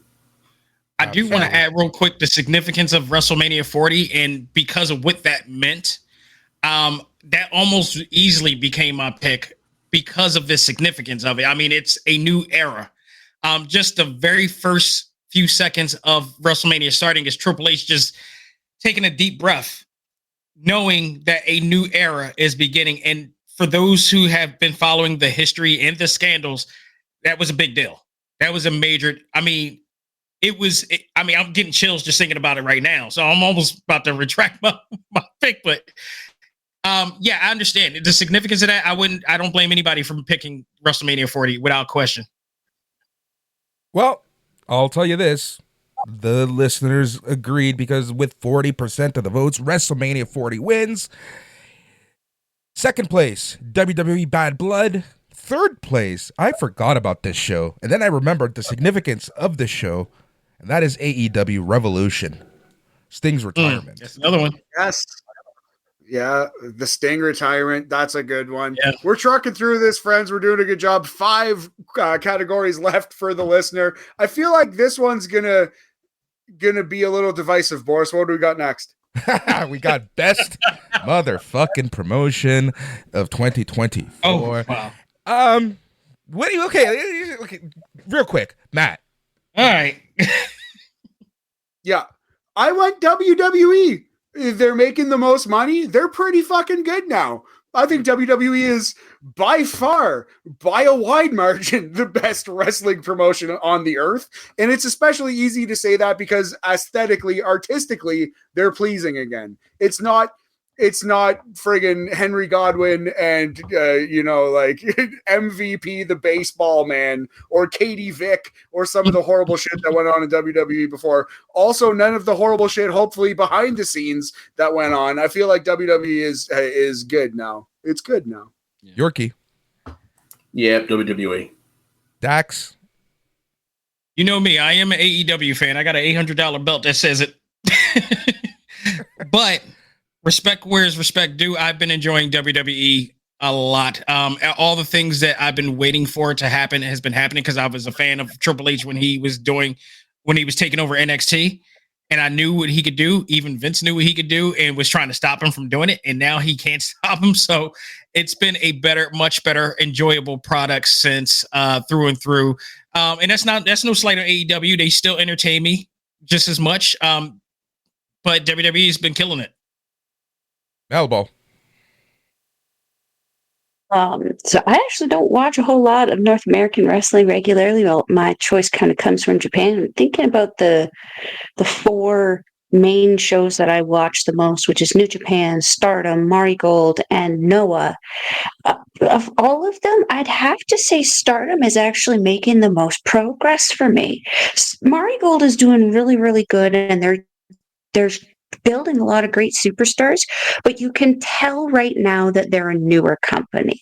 And that's the only reason why they're not ranked higher for me, is that there are subtle little nuances that Stardom, as an already established company, has worked out. I just need Stardom's booking to be a little bit better. I need some hate to start maintaining their championships instead of losing them right away. Otherwise, I would say, yeah, my vote is Stardom. Great choice. Andre. You're classic Andre. You're on mute. God damn it. Every time. I go with Mel. It's Stardom. It's for everything she said and more, like, again, for having this weird start to the year with the Exodus and the booking kind of being really weird early on in the year. She really have picked up a lot of steam going into the back half of this year and making me, out of all the shows, the Japanese shows in this whole week, Dream Queen was one of the top ones I want to watch. And yeah, it just so good. I got to go with Stardom. I'm going to go with WWE, as 85% of the listeners went with WWE, 10% NXT, 5% AEW. You know who else went with the WWE? The NHL, the MLB, the NBA. Like, have you seen those titles? My God. Right. The contracts that they got right now. And this is an interesting one. Best television show featuring in-ring wrestling. Andre, we'll start with you. NXT. Easy. Again, consistently week to week. Every time I turn that on, I can go for a while. Now I turn back on, and it's still enjoyable. The characters, there's some cringe in there, but there's cringe in every company. I just think NXT's, like, overall for the package, is only 2 hours. It hasn't had any flop booking. I'm on the NXT train this year for the best show. Love that. Mel? Okay, so in Japan, they don't have like weekly episodic show names. They have like tour names and then their pay-per-view names. But like if you're gonna watch anything, their build for Wrestle Kingdom has been really, really good. So I would highly recommend checking out. There's about 4 shows for that one. The Road to Tokyo Dome. Highly recommend. Just because the story building is tremendous. They're trying really hard, right? New Japan's had a really rough year, in my opinion. But the past couple months has honestly brought me back to New Japan. Like, they've been really fucking good. Really good shows. All right. Dax? I mean, honestly, all the shows that I watch, I'm entertained by. But I want to give a shout out to 2 Hour Raw. I'm enjoying 2 Hour Raw there. So I want to give a shout out. You know, we'll miss it so very soon. But I think SmackDown, actually, I'm going to give my number 1 to, because episodic, the consistency of the storylines that are being told on there, the match qualities are fun. Even though I still say AEW's match quality, you know, often kind of beats it every once in a while. But the consistency in storyline and production value goes to, you know, SmackDown for me, even though Raw also gives that a little bit of flowers in that too. But SmackDown's my number 1. Yorkie? Yeah, I'm going to go with NXT. It's come on in such leaps and bounds in the last since Shawn Michaels has taken over. Especially since that awful 2.0. The paint era. Yeah. Forgot about that. Yeah, I want to specifically shout out the women, because I think that women's division in NXT now, it's insane. And you got Julia, Stephanie Baker, Zara.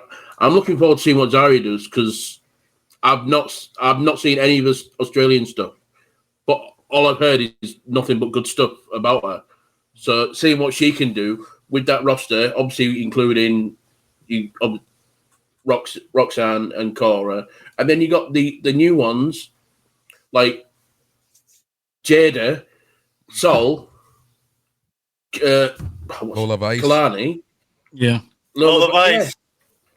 The way they've got them from the other sports and just shown them they've got a talent for the sport of sports entertainment. All right, pro wrestling. You look on Boris's face there.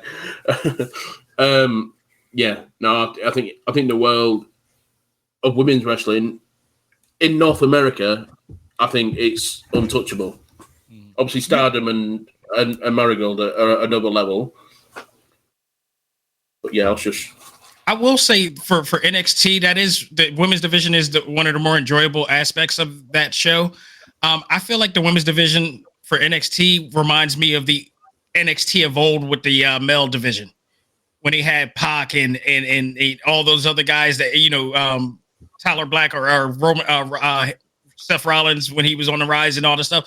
It feels like that with that division right now. And, you know, there's a lot of, you know, diamonds in the rough, if you will, coming from that deal. So, yeah, I am enjoying that aspect. Great choice, Matt. Yeah, I like how NXT treats wrestling in general. There's a little bit of tongue in cheek in there. There's a little bit of we're in on the joke. There's an Andre Chase and a Tatum Paxley, and there are some pretty weird characters, but they also supply some really good in-ring action. Like you said, the best women's division in North America by leaps and bounds, and the women are better than the men right now at NXT. NXT is a great shout. I'm going to shout out 2 Hour Raw, as Dax put it. 2 Hour Raw is a miracle, and it's sad that it's going away. But you can actually watch Monday Night Raw when it's 2 hours. Won't we all miss it? Oh, God, yes. SmackDown moves to 3 hours starting this week. Having said that, my vote is for NXT, because NXT has just been superb, and I hate the fucking fact that NXT got good just as Matt and I stopped doing the NXT review shows. That still pisses me off. I think for me, the only thing that would make NXT even better is if they went back to Full Sail. I would love it if they went back to Full Sail, because they need that space. Because it looks a bit cramped in when they're at the Performance Center. I like the If they fact were that they're doing some shows there and a lot of shows on the road. The show in LA is going to be very interesting next week. So we'll see where the championships go at New Year's Evil. So to the listener vote, SmackDown wins with 45% of the vote. In second place is NXT. In third place is WWE Raw. And in fourth place is AEW Dynamite. Damn. WWE sweep, the big three take the podium. Yep. Been a while. All right. Best supporting media. Real quick, Matt. This was a tough one for me, but you know what I selected was a YouTube channel, WWE I know Vault we have the same on pick. YouTube. Motherfucker. I love this. I love this YouTube channel. They're playing some weird shit, some obscure things, some lost, some white whales or holy grails that fans have never seen, or just like a classic match every now and then. This is actually pretty solid. It will remind you why you love WWE. If you just subscribe to this and this starts coming up in your feed, you're like, oh shit, full match, Drew McIntyre and CM Punk. Yeah, I'll watch that. Oh shit, like Triple H, Shawn Michaels from 2003 Raw. Like, yeah, I'll give that a shot. Oh my god, that was amazing. Like, it's a pretty cool one. I think they're doing good work at the WWE Vault on the YouTubes. Mm-hmm. Boris. Yep, that's my choice as well. Really good stuff is coming out there, and it's, you know what's interesting? That that WWE has people scouring the internet, Reddit, Facebook, because I've seen threads where people talk about a random match that randomly happened, and a few days later, it will end up on that Vault channel. So you know that they're finally listening to the fans, and that Vault channel is going to replace the network for a lot of people as we move into the Netflix streaming era. So again, that is my pick. That's WWE Vault. Yorkie, what do you got for best supporting media? I am going to go with the podcast. I have enjoyed it since its inception. Apart from one, I've chosen not to listen to one of them, one specific episode, because I just don't like the guy they had on. I'm going to go with 6 Feet Under with Mark Calloway. I've just enjoyed hearing about the stories with the guys from back in the day, like with the Bone Skull Crew, whatever it is. Like his podcast with Godfather are hilarious. And I enjoyed the one with Kane. I did not listen to the one with Donald Trump. That's to cast on the guy. But other than that, he did one with CBB. Great show. I don't know if you listen to it. If you get a chance to listen to it. I think that's my pick anyway. Great choice, Andre. I was gonna go with the WWE Vault because I've been just falling into so many cool things there. And then I realized I watched something a couple months ago on Netflix, Queen of Villains, the Dump Matsumoto story, dude. My history with Dump Matsumoto is watching this old woman just make matches terrible. But watching her story, I'm like, man, dude, she went through a lot. I know some of it's fictionalized for the show. I get it. But, man, like the general outline of her story and stuff is there. And holy crap. And I started to watch it dubbed. And I know Alexa Bliss is a voice in one of the episodes. Yeah. But I decided after I finished first episode, I'm like, I'm going back to Japanese and I'm going to just read this shit in subtitles. It was so good. So good. Very cool, very cool. Melball. So, I'm a really bad podcaster and content creator. I don't listen to a ton of supporting media outside my friends, but one of my favorite ones to go to when I'm just wanting some quick info, some fun facts, and just like some up-to-date stuff on wrestling is Jobbed Out Wrestling on YouTube. They're just nice little shorts. Usually something informative, sometimes something scandalous, does interviews from time to time. Just something cute and kitschy that I like to keep up on. And it's always a good time. Very cool. Dax, what do you got? I want to give a shout out to RJ City's his interviews. They're still stupid, funny, and entertaining. He's a master of his craft. But my real pick is going to be actually a tie mentioned in this panel. One being the Queen of the Queen of Villains. The Queen of Villains series. Awesome. Absolutely awesome. The voice, I actually did love the dub voice acting and the ADR in that one. But intertwined is WWE Vault, because once I started watching those episodes, all of a sudden the algorithm kicks in, and all of a sudden a bunch of Dump Matsumoto episodes pop up from the WWE Vault of the very matches that they had from the episodes. So I watched those episodes on Netflix, and then following that, I watched the actual matches, and damn, they did a good job on that series, because everything that happened, most of what happened in that series, they really replicated very well to the actual match that actually happened. So I'm kind of giving that a tie in a lot of ways, but they kind of intertwine together for that one. I thought the Vault has been awesome. Plus, the CM Punk, they just posted back up the CM Punk and Paul Heyman documentaries that I love so much. So got to watch those again too. I rewatched the CM Punk documentary there. Didn't it just remind you of everything of why? Yeah, amazing. All right, let us go to the listener vote, and this is a tie, both with 25%. Dark Side of the Ring and Insight with Chris Van Vliet. In second place, we have Hey EW. That's RJ City's show. If you haven't seen it, go watch it. All three things, very good. We are going to jump to the biggest industry story of 2024. We are going to start with Melball. I mean, Timeless Tony Storm versus Merciless Mariah May. That has to be.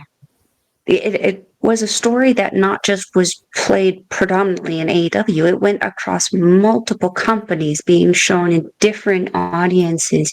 This was arguably one of the best marketing kind of things that these guys did, because they exposed them to so many different people, and then allowed Tony to be able to go over to Stardom, to work Stardom, cut promos over there, work with Mina, then involve Mina on again. Andre and I got to see her do a run-in, which was phenomenal, even though I would have liked to see her wrestle instead of just run in. I digress. This story had so much, and what I loved about it was there was this subtle growth that happened with Mariah, because Tony Storm, again, 110,000% invested in this character and this story. I feel like that helped give Mariah the confidence to glow into the glamour champion that we see today.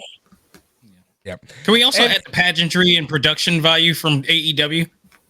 In the process of this, that played a big factor in that. Yep.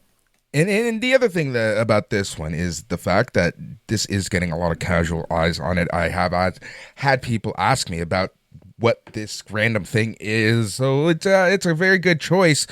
Yorkie, biggest industry story. For me, it's Raw going to Netflix. It just shows Raw leaving the what's the word, the terrestrial means of viewing and going streaming. Yeah, it's a big risk. What they're doing is a huge risk. Very curious to see how it's going to pan out, but money-wise, it's great. But looking at other deals and streaming, it's not working out for the MLS. It's not working out great for other sports. So it will be very interesting to see how WWE does this. Having said that, it is Netflix. So yeah, that's what I mean. I think with like you said with the MLS and stuff like, I think it's all about choosing the right platform. Yep. And I think WWE have picked the perfect one. Yeah, exactly. But for eyes on the show.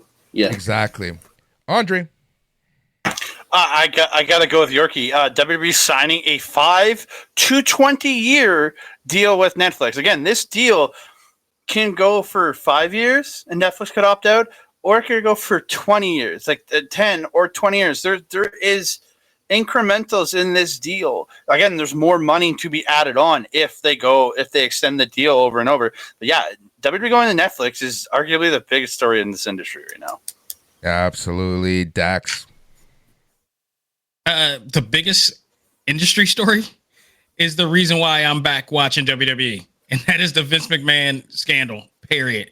There's nothing bigger than this. We had hell has frozen over because the man that we thought would never leave till he would be in that company till he died has actually had to leave. And do we thank Slim Jim and a certain person for this?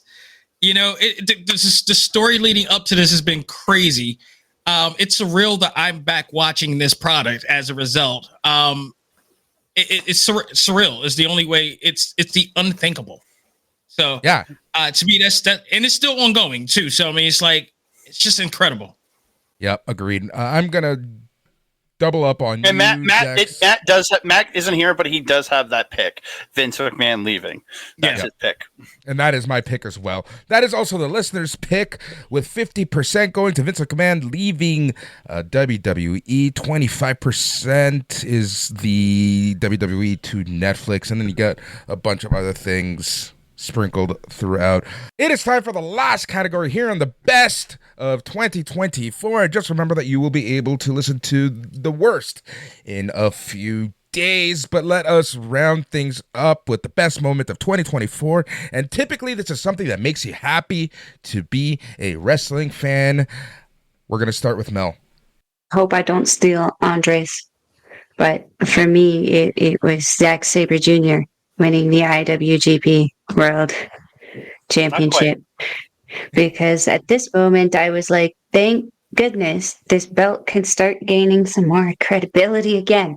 It felt like a hot potato title and it was missing. Well, I don't watch AEW regularly, so when Moxley had it, I was pretty annoyed. I'm like, where is it? I was happy with how the feud culminated, but yeah, the happy moment for me, Zack Sabre Jr.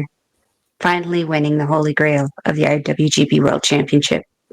So Zack Sabre Jr. finishing his story. Yorkie, what's yours?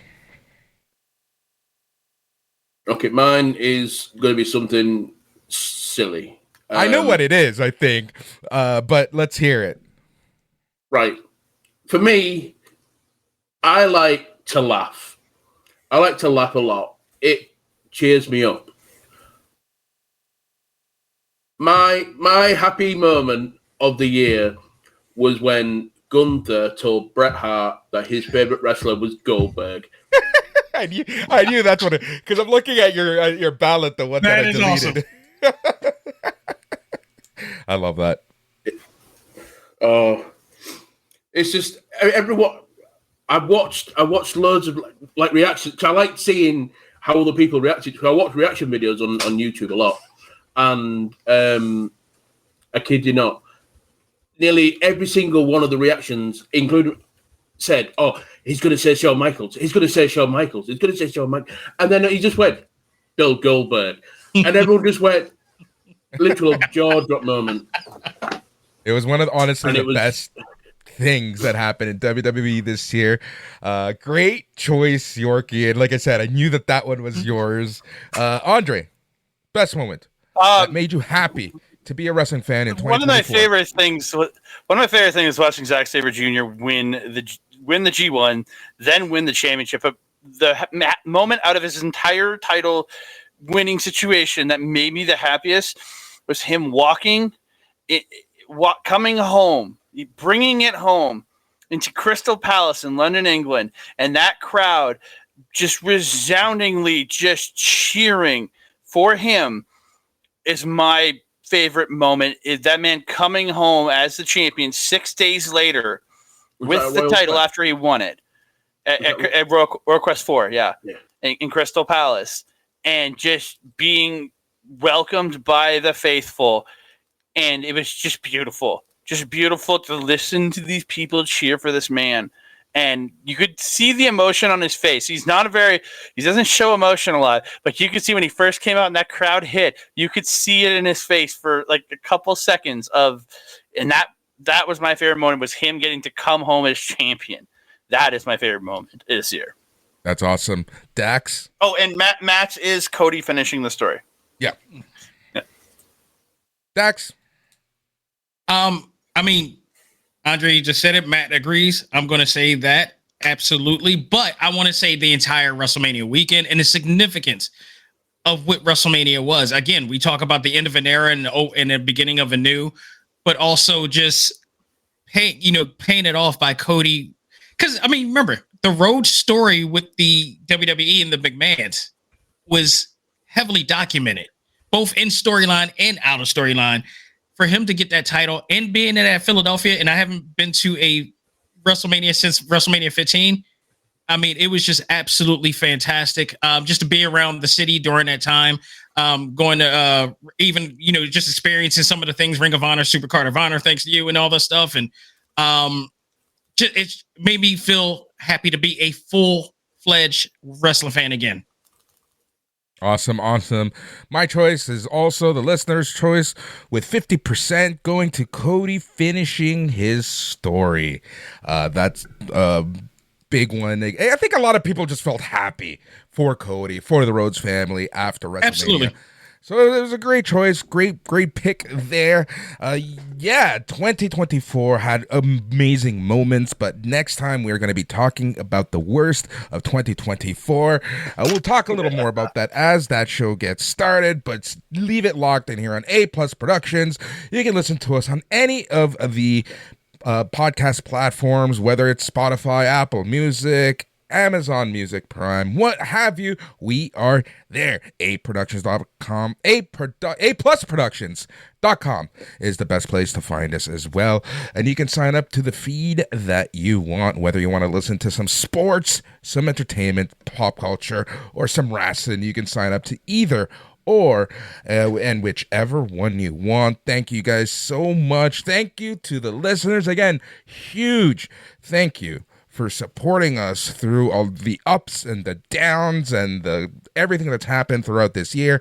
It's been quite the year, to say the least. But huge thank you, and huge thank you to everyone on this panel for sticking through and being part of A Plus Productions. Means so much to me. And yeah, 2025 is going to bring some really, really cool stuff as A Plus Productions is starting to, become friends with certain people. So yeah, we are going to be doing some stuff, and you might be able to listen to Matt and I on other podcast feeds, but we're going to be talking more about that in the new year. So again, thank you so much. Next time we are going to be talking about the worst of 2024 on behalf of the entire A Plus Wrestling crew. Thank you so much, but most importantly, stay tranquilo.